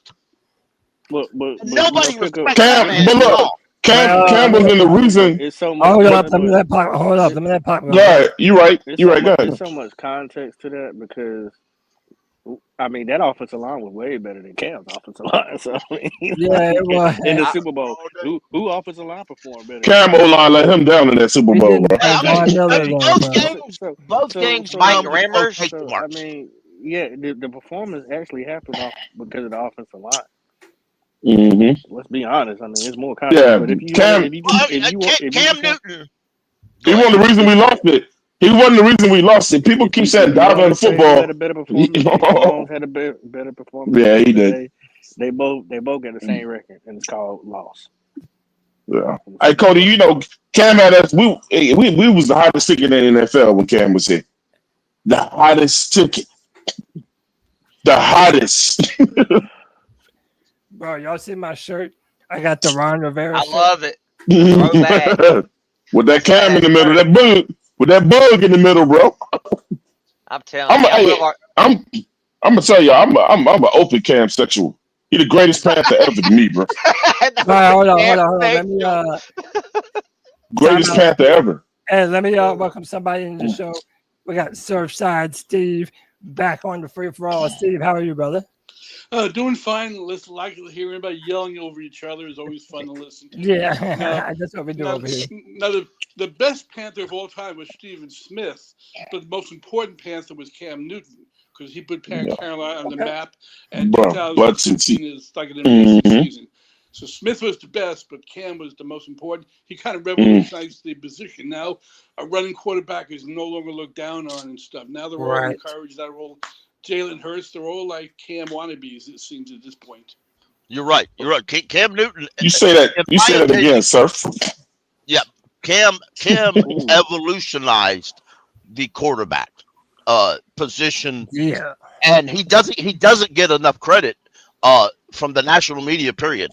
Regardless of which media member it is, they don't give Cam enough credit for revolutionize. They'll pop up Mike Vick tape it all day, every day, but. Yeah. Cam revolutionized the quarterback position by saying, hey, I'm big, I'm tall, I can throw the ball, I can run the ball, you can't stop me. And I said it the other day, and I'm going to say it here. Cam Newton didn't need no man to push his ass to get across that goal line. Nope. Jalen Hurts, you're a fraud. That's true. Let me say one thing to add to that shit though. You saying with the shit that Cam caught, nobody want to give him his proper credit. I always say this when that shit come up. I always bend Carolina Panthers fans over and smack the motherfuckers with a paddle because Carolina Panthers fans talk more shit about Cam Newton. They talk more shit about Cam Newton. His own fucking fans talk more shit about him than outsiders, bro. And that shit was disgusting. And it's sad. It's sad. It's honestly sad. That's some sad shit. Listen, the Carolina Panther football fans MVP. He's saying, come on, man. They're the more ruthless fans in all of football. They always have been. They'll turn on their players lickety split, and they'll promote them faster than anybody, and they'll turn on them and cut their. I don't know why, because we ain't won shit. They talk shit about Peppers when he signed with Bears. When Steve Smith went to the Ravens, they talked shit about him. He's too old and all that shit. Yeah, but that's also they turn on their own. He was talking shit too. Hold up. Every fan base does the same shit. Whenever their player goes somewhere else, how dare you sign with them? Fuck them, bro. People did that to Brett Favre. When Brett Favre went to the when he went to the he roasted Green Bay for that shit. I don't care if Jesus Christ have a Panther jersey on, they'll root for him. Soon as he take that Panther jersey off, hey, Oh man, No, right? that's You're wild, you're man. 100% correct. Forget They about turn it. Buddhists. Now, They Cody, turn Forget you about had a it. Buddhists. question Hey, earlier. You had a question let's earlier hey, about the Forget let's running about it. backs. What was your hey question man, about let's the leave running the back? Lord out of this one. You know what I'm saying? Right, that's wild. Yeah, let's leave him on the side, bro. He ain't gotta be. Hey man, let me. Yeah, go ahead, pop it down. Go ahead, Cole. You said you was what was the question you asked about the running back? It was a crazy question you asked. What was it? Because I want to get No, back to yeah, it. no. Earlier I was saying, does this year's team have the chance to be one of the best, most prolific Carolina rushing attacks No, ever with no, Chuba Hubbard and no. Rico Dowdle? Why not? There is nothing like smash and dash. There is nothing like the No, he said no, Pop. He said, can they be? We don't know no, that yet. no, I Because know that. Smash and Dash No, won't he's Smash and saying Dash won't no. run behind this line. He's saying no. No. It's a capital N and a Why capital not, O. Pop? Why not? Okay. Because Everybody you lives and dies by the you offensive line. Why you couldn't don't they do you it? they are pretty much the same backs. They didn't have this line though, Pop. They are pretty much the same type of back. One's a little more shiftier, and one has, and they have a little bit more speed. That's it. There's not a change of direction back. There is not a speed scat back that we have. D'Angelo Williams, if he cuts to the outside, nobody's catching him. I don't care who's in that backfield. Nobody's catching D'Angelo Williams. We have nothing like that on this team. And then compare anybody to what's his name? Stu. Why Stu? We ain't had one of them in years. Stu was ridiculous. We don't have We nothing got like that. Bro, I love. No.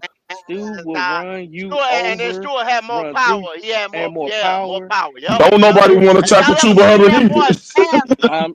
Bro, you gotta Have y'all stop. ever You got. seen his I'm calves in person? Bro, Go y'all ahead. gonna stop. Y'all gonna Hold on, stop sleeping on Tubes. Time out. This is Let me when the respond to fandom goes Pop. crazy. This is when the fandom goes crazy. I understand that Chuba's here, but he is not no Jonathan Stewart. I'm not disrespecting Chuba. Chuba is a good running back, but he's not no Jonathan Stewart. And what's his name? Dowdle is not D'Angelo Williams. No, they are nothing like that. That is the most prolific running back team we've ever seen. No. I agree, Pop. I do agree. I can't. So, I can't argue with. Time out. Let me ask Pop this. Bro, do you not remember a couple of years ago, Steve Wilkes was our head coach, and we were breaking single game rushing records with Chuba Hubbard and Deonta Foreman, bro. So why couldn't this offensive line make Chuba Hubbard and Rico Dowdle look every bit as good? All these running backs, Pop, they all live and die with the offensive line. Detroit Lions. I'm sorry to bust your bubble, Cody. Even though we had a great offensive line. Yeah. It's the type of backs we had in that backfield. Cody. Deonta Foreman cannot smell Jonathan Stewart's fault. Hey, Cody. I love my boy. I love my boy Poppin to death. Yeah. But all I'm gonna say is this: I can't really argue with him right now because of what they did. But Cody, you and I both believe. Yes. Chuba Hubbard is coming. Yeah. Chuba Hubbard is coming. Chuba Hubbard is I got his jersey. Hold on, let me go get that son of a bitch. That motherfucker is coming. Yeah. He coming, bro. Y'all rap back to back. That motherfucker is coming. Tell him, Pickle. Y'all fanning real bad. Let me tell you something. I watched a rookie, Jonathan Stewart, play his entire rookie year, and he didn't practice one time. All right? He was a backup to D'Angelo Williams. I watched him humiliate the Bucs team. Literally humiliate. A Pro Bowl corner at the time. A Pro Bowl corner. They bench pressed him as they were running. They humiliated him. The Bucs head coach lost his job after that season. Okay, I watched them humiliate him. There were more talent. Stewart could go from a power back to a speed back, a drop of a hat. Okay, the only reason why their yards and their touchdowns decreased, it's because Cam Newton took them. And it's not disrespectful. It's Cam Newton ran the football and became the power back. So, okay, Pickle. Let me say this, because Pickle just made a great point. Now, Pop, this is what I'm going to present to you, Pop. Was D'Angelo, and don't tell me this, not Cody, I think I got it. Tell me that D'Angelo and Stu did not benefit from defenses having to concentrate on Cam Newton too. Absolutely Oh not. yeah, 100%. That's true. But you Not- gotta it- think it- about right, before- you right. gotta think before Cam. Yeah, that's what I'm came. getting ready to do, Pop. Yeah. You're I'm getting ready to say before. But if you're gonna say pre-cam, I get it. But bro, That's what I'm saying. That's what I'm it trying. ain't nobody worried about Bryce Young taking it off. That's old tuba back there. I understand that, but before, Okay. Before their arms weren't taken off either. It's hard to find that type of duo dynamically like that. McCaffrey benefited from that shit too. Let's Pop. Y'all better Let's go look also at the remember. highlights. Yeah, let's also Oh no, remember. them fits embedded in my head. Let's also remember the type of coaching that those had. Canales doesn't mind throwing that football. He don't have to throw that football. John Fox would fire the offensive coordinator if he had to if he couldn't run that football. Yeah, but hold on. Let me say this though, man. One, we at C3 have had the incredible honor of interviewing Jonathan Stewart before. So, bro, I will never say nothing bad out my mouth about Jonathan Stewart, bro. I love that dude. He's right now. Hold on. Right now, that's my favorite Panthers running back of all time. Right. Mine's D'Angelo Williams. So we're just comparing, man. We ain't no disrespect to none of them dudes, bro. Not at all. All I want to say though is that I mean it when I say it. When you combine these two running backs with the type of offensive line that we have, bro, they're coming for that record book, bro. I'm telling you. They coming. I'm not saying that they can't run it up. That's not what I'm saying. But as far as the best duo that I've seen coming in the Carolina Panther history, let me ask you this: there is nothing like them two. Let me ask you this: what was the best year between both D'Angelo and Jonathan Stewart? What was the pinnacle? Both of them at their best. I'd have to look it up. When D'Angelo had the I think it's 2013, man. If I'm not mistaken, Pickle, I think it's 2013, Pickle. Was it? I think it's 2013, 2012, 2013 season. In my That's when they was relentless. In my opinion, my favorite is D'Angelo though, bro. Yeah, mine is too. You can pull up that looks better than D'Angelo. Sorry. Hold up. How dare y'all have running back conversations and y'all not mentioning C-Mac? Over D'Angelo? Man, don't make me say it, man. C-Mac over D'Angelo Williams or Jay Stu? You mean hurt ass? You mean hurt ass CMC? C-Mac is a wide receiver playing running back. That's exactly. I've always said it. I'll die on that hill. He is a wide receiver playing running back. That's all he is. Yeah, he watched more games than we did. Yeah, he did. Back in the league. Yeah, because he had to be. He was always we didn't have no. Not with us, he wasn't. We didn't have no quarterback. All you had was him. Let's go impact. Let's just go impact. Let's just go impact player for player. D'Angelo Williams and Jonathan Stewart had more of an impact on our history and just in general than C-Mac did. Sorry, but it's true. He did. C-Mac, hey, I'll tell you this, Jake. C-Mac, 5 wins. 5. Cody, I'm about to pitch you. That's it. I say Rico Dowdle gonna look better on the field than Tuba this year. Shit. Oh, damn. Oh, dare I say? How dare you, bro? The disrespect. Why would you even say some shit like that? His vision, his hands, and that right there. Damn, Pop! Better than Tuba. I'm trying to tell you. Pop, I watched most of them. Look, me and Pop watched almost every game together last year. Pop, you choosing a dude. You saw Chuba Hubbard play all year. Hey, well, Dowdle. The best, gonna look the better. best, the best season that Double Trouble ever had was 2009 season. Yeah. Smash and dash. D'Angelo Williams had 1,117 yards, and Jonathan Stewart had 1,133 yards. That's wild. Yeah. That's wild. Hey, hold on, real quick before we go any further. Gotta read these super chats, brother. Hold on, let me. Way to go. I had a super chat from my man Broadway Joe. You'll find it, Cody. And now it's not here no more, bro. Well, I don't know. Hold on, I don't know what happened to it. And then Daniel Castro says Jay Stu holds all the records that matter. So real quick, let me go to these little skills. These explain to me what I got up here, man. Well, so we've got great seasons in terms of yards. When you look back in the history of Carolina Panthers running backs, like we've had some outstanding yardage numbers. Like Christian McCaffrey in 2019, you remember he got 1,000 on the ground, 1,000 in the air receiving. So like we've had some just crushing years in terms of yards, and of course double trouble. But nobody is saying it, and certainly Cody's not trying to insinuate that we're kicking dirt on Jay Stu. We're not kicking dirt on D'Angelo Williams for asking what can this combo we got do next season, because you've got to understand that this combo together last year what produced the number 8 runner in the NFL along with the number 12 rushing leader in the NFL. Those two, it's kind of rare when you look at a chart like this to see where we kind of stacked up against our peers, the rest of the league. And I understand that what Chuba Hubbard did last year was only 1,200 yards.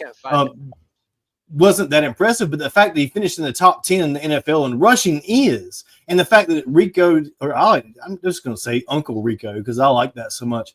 The guy from Gaffney, South Carolina, was the number 12 rusher in the NFL with 1,000 yards for the Cowboys. And they do run a similar style, and I don't think that's a negative thing. We was pointed out earlier that it was, but I know you look for that change of pace back or whatever, and we don't have that. You're right. We don't have that home run threat. Etienne's not going to be that guy. He probably won't see that many carries, but the two guys that we have do produce well in the zone scheme, offensive line blocking. So they can run in that scheme. That's what Dave Canales uses. He uses it to spread out the field, put more wide receivers on the field, and spread the ball around. Dave is really a master of that in a lot of ways, and we want halfbacks that are able to produce in that scheme, and that's what we've got. So we're not saying that there's anything wrong with what D'Angelo Williams and Double Trouble did. We love those guys. They had great years, but this might be one of those years where we set records in more than one way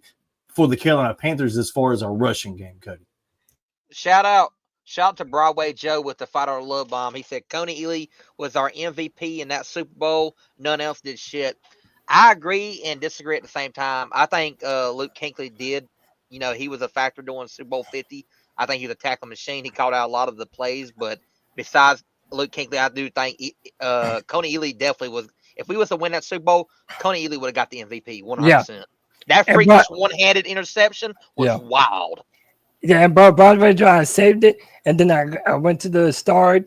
It ain't there no more, brother, but Jake got you. I appreciate you, man. We always appreciate anybody that donates. We never ask for it, but we appreciate it when y'all do it, man. No, look, that's a great point, too. It's like, man, there's so much of this is situational. Like, I love Christian McCaffrey. He's a good player, but for as good as he is, he doesn't rank anywhere near those other guys because he didn't have as long of a time to do that here in Carolina. So I wouldn't rank him up there. To me, the best all-time runner for the Panthers is Jonathan Stewart, and it's by a lot too. And D'Angelo is the man, but to me, Jonathan Stewart was just a total package. I see a lot of Jonathan Stewart in Chuba Hubbard, and that's just being real. Powerful, doesn't go down on first contact, good burst, good vision. I mean, I don't know what more y'all want, man. Like, the dude is him. And Cody, Jonathan Stewart has said nothing but positive things about Chuba. Yeah, Chuba Hubbard is a Jonathan Stewart guy. Yeah, no, I think Jonathan Stewart has said on his podcast that that Chuba Hubbard reminds him of him. That's just what he said. So, but And I then want to that's say, what's his mouth. yeah, I want to say this real quick. D'Angelo Williams and Jonathan Stewart still hold the record. That is the only time two running backs from the same team gained 1,100 yards in the same season on the same team. Wow. And only the 5th time in NFL history that a pair of running backs topped 1,000 yards in a single season on the same team. How many years did Stephen Davis play with us? 3. I know, sadly. Bruh, 3. I'm trying to tell you. Stephen Davis, when Stephen Davis got here, he wore out. Yeah, he was already in his latter half. Yeah, if he had more years, though, it would have. Yeah. I mean, it would have been wild. If he would have been healthier, Let's not forget about him.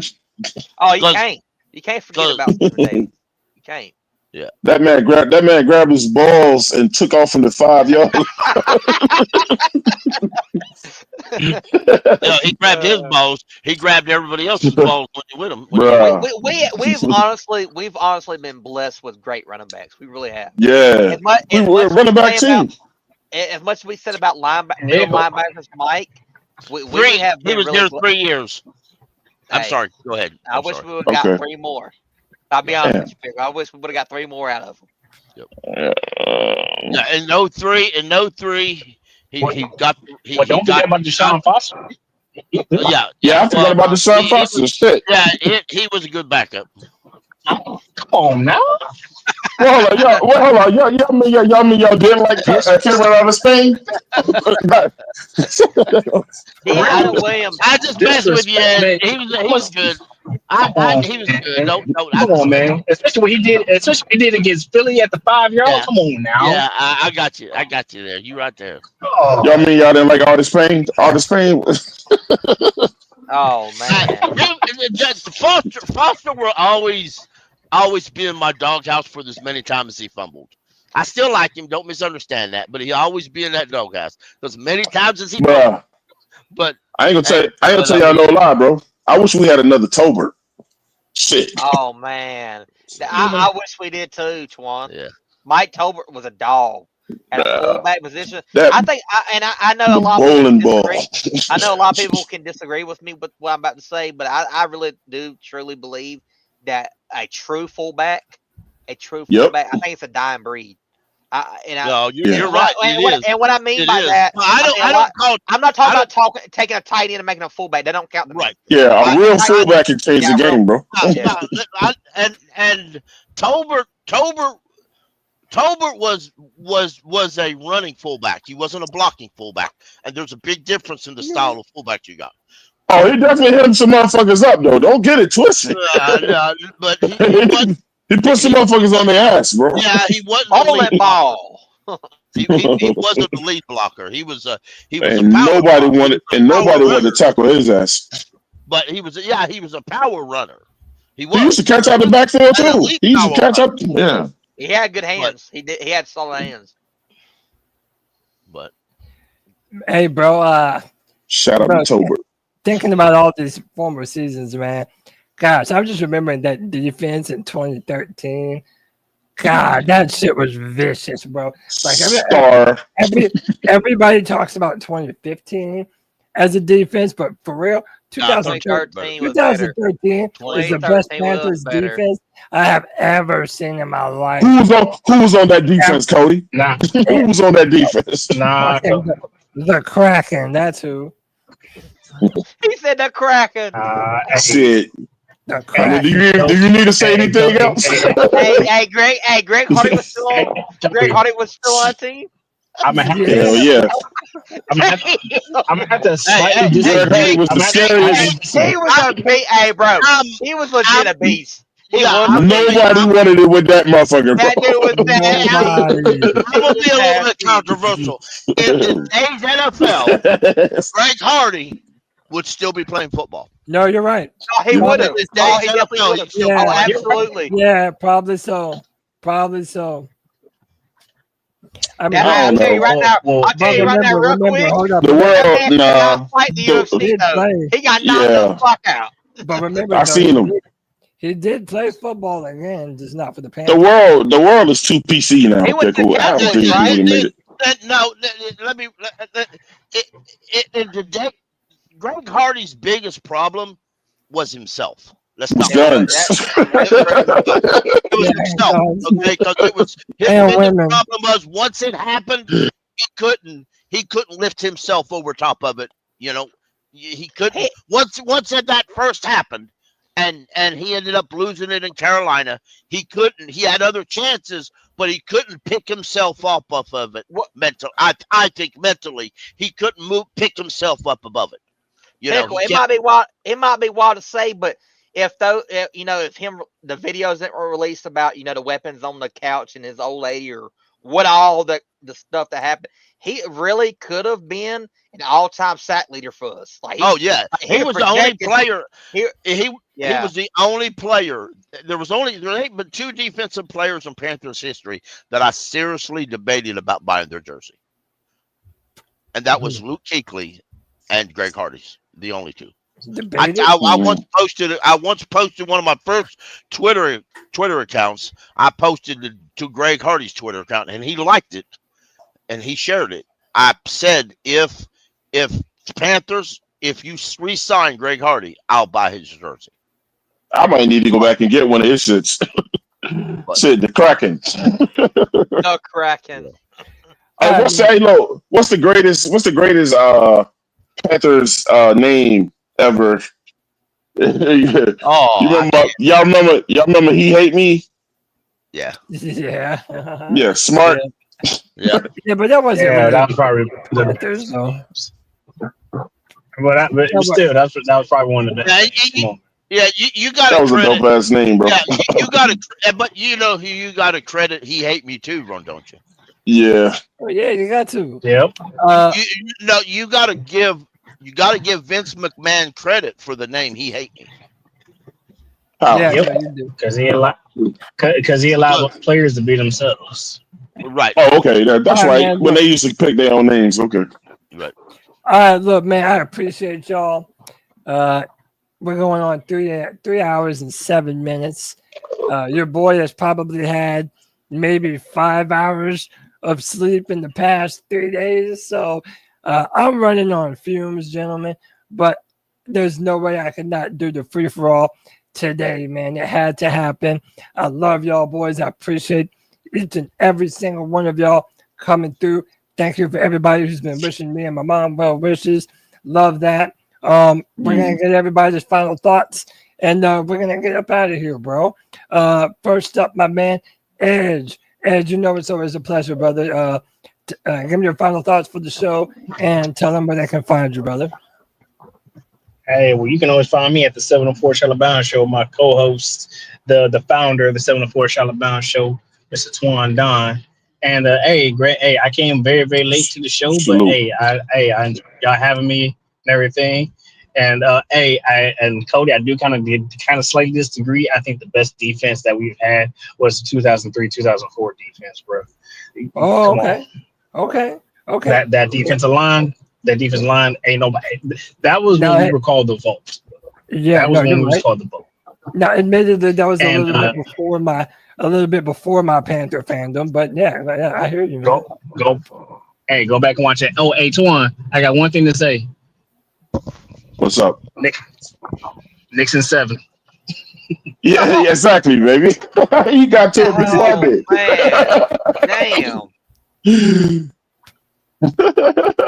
All right, man. Hey, this time we're gonna switch it up tonight, and we're gonna go to the brand ambassador a little bit early, man. Dudes, ill skills. You know we love you, brother. Give me your thoughts for the show, man. Oh, fantastic show. Really enjoyed it, Cody. Just want to say thank you so much for allowing everyone to come in here and be a part of this, open this up to all Panthers fans and anyone that has an opinion about these Carolina Panthers. We really appreciate each and every one of you that joined on the panel, man. You guys were awesome. It was a really fun conversation. Thank you to all the people, like Cody said, that reached out about his mother. It was just so much support from the C3 community and the surrounding community for the Carolina Panthers. It really touched my heart in a special way. and I was super glad to be a part of this conversation this evening. I hope you all have a wonderful weekend from the C3 Panthers Podcast and the C3 Legion Spaces. Take care, my friends. Keep pounding. Love you, D's. Yeah, man. Appreciate everybody. And, bro, this is my pleasure. I look forward to doing this every single Friday, chilling with the boys, talking Panther football, bro. Loving it, love it. Next up, let me go to my man, Poppin from the Black Cat Panther Podcast. Pop, you know I appreciate you, brother. Give me your final thoughts for the show, man. Oh yeah, man. I appreciate y'all having me. Yeah, man. It was a great show as usual. Y'all can usually find me on the Black Cat Panther Podcast. Get in the Discord because it's always lit over there. Yeah, man. I'm pretty sure we're gonna have plenty more conversations about the upcoming season. Yeah, man. Some of us are gonna keep pounding, and the others are gonna keep Brycing. And much prayers to your mom. I don't know what's going on with her, but I wish her much health and her getting back healthy again. Appreciate you, brother. I mean that. Appreciate you, man. Next up, also from the Black Cat Panther Podcast. Y'all make sure you check them out. Like, subscribe, all that good stuff, man. Show love. We got Go, my man. Appreciate you, brother. Give me your final thoughts for the free for all, man. No doubt. Hey, man, great show. I said I had to come by, man, and holler at my guy Cody. Yes, sir. Appreciate you, brother. C3 Legion. That's what y'all said. That's what y'all call it. Yeah, I thought it was that's who he is. The Army or the Legion. Bro, we're the Legion, brother. Okay. That's what we doing. The Legion. Yeah, Okay, bro. okay. We're the Legion of the Legion great out here, show. bro. Yeah, great show, man. We just keep it simple, man. And anytime you can talk Panthers football, it's a good day. Keep pounding. Keep pounding. Appreciate you. Yeah, man. I'm gonna be popping over to y'all's channel here soon, man. Everything's been so hectic. I'm gonna be over at 704 Black Cat. I'm gonna make the rounds here soon, man. I appreciate y'all for real. Absolutely. Yeah, man. Absolutely, man. Let me go to my man Twan Don, living it up in LA right now on the West Coast, holding it down for the 704 Charlotte Bower Show. Twan, you know we appreciate you, brother. Give me your final thoughts for the show, man. Yeah, man. Thanks for having me, bro. 704 Charlotte Bower Show. Like Pop said, get in our Discord, man. Come subscribe.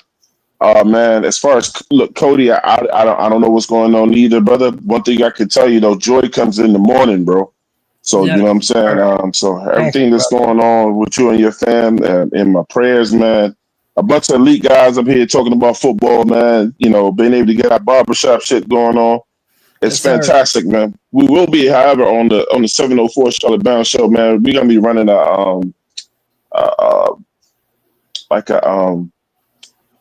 a collection. I can't think of the word right now, but one of the guys that's fundraiser. One of the guys that's been on our show since the beginning is a guy named Maul, and Maul used to go around to a lot of shows, man. Yeah, I know Maul. Shout out Maul. Yeah, Maul has got to have a liver replacement, man. So he's on the waiting list. You know what I'm saying? And prayers up to Maul, man. He called me and told me, man. You know, it's just but he's gonna be in the Raleigh-Durham area for his treatments and stuff. So I'm gonna go check him out when I get back to the East Coast, man. And you know, I'm just enjoying this California sunshine, man, while I can before I get back to North Carolina, bro. But shout out to everybody. Hope y'all all have a great weekend. Yes, sir. Appreciate you, man. Prayers up to Maul. That's rough, man. Get better, brother. The Panther Nation has your back. And yeah, man, you're a good friend, Twan. I appreciate that, bro.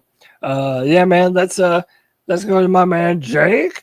The Snake. Jake, it's not a free for all without you, man. You know it. Hey, yeah, I man. love being on here, man. I just want to say real quick, prayers up to your mom still, Cody. I love you, man. Thank you, man. Love you too, brother. All this week, bro. I've been praying for your mom. I mean, Thank you sincerely, man. It's crazy how much of a connection you can have with people that you only meet once or twice, or I know, bro. Maybe never meet, man. But C3 Panther Podcast, you know, it's a family away from family, bro. Yes, sir. I love every single one of y'all. Hey, we get on here every Friday, and you know, even during the spaces, the C3 Legion spaces, we might not agree with everybody's opinion, man, but it makes for a great conversation. And I'm telling you right now, it's really great to talk about. And I appreciate every time I get in here and I can talk to y'all. Love y'all. Amen, man. C3 is real family. I mean that from the bottom of my heart. You can take that to the bank, man. The Bank of America Stadium, bro. That's where you can take it. Yes, sir. Last but never the least, Panther Pickle on the free-for-all, telling people to shut the hell up, spitting fire. Panther Pickle, get us out of here, bro. All right, guys. Panther fans are fans in general. You know what? Panther fans have it all. We've got the best set of podcasters in all the NFL. Easily. And listen, if you're a guy that likes to scream and yell, we got that. Yeah. If you're a guy who likes to throw out numbers and you're an analytics guy, we got that. Yeah. Guy who just likes to sit, chill, have a quiet conversation, we even got some to do that. Oh, we got you. No fear. And visit 704 Charlotte Bound. Visit Black Cat Panther Podcast. Yeah, there's others out there. If you don't like any of those, you don't like C3, you don't like them others, hey, hit us up. We'll tell you others. All right, there's others out there. Now, some of them I probably wouldn't recommend, but that's just because I'm a dumbass. What can I say? So, but you know what? And I ain't mean all of them either. So, anyway, y'all, shout out to the Legion. We're going to get back doing our spaces on a regular basis. We're just going to wait till we have a lot more to talk about. For sure. And y'all don't forget, whatever you want to think about the Panthers, the Falcons and the Bucks and the Saints, they all suck. And thank God, I think the Saints are going to be right back where they belong, in the bottom. The original paper bag heads. Yeah. I'm praying for the return. The bottom of the barrel.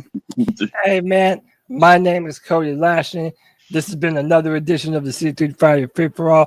We will be back next Tuesday for another edition of the longest running podcast dedicated to the Carolina Panthers on the internet, the C3 Panthers Podcast. Until Nixon 7. Nixon 7, bitch. Keep pounding. Nixon 7. Keep pounding. Keep pounding. Ohio State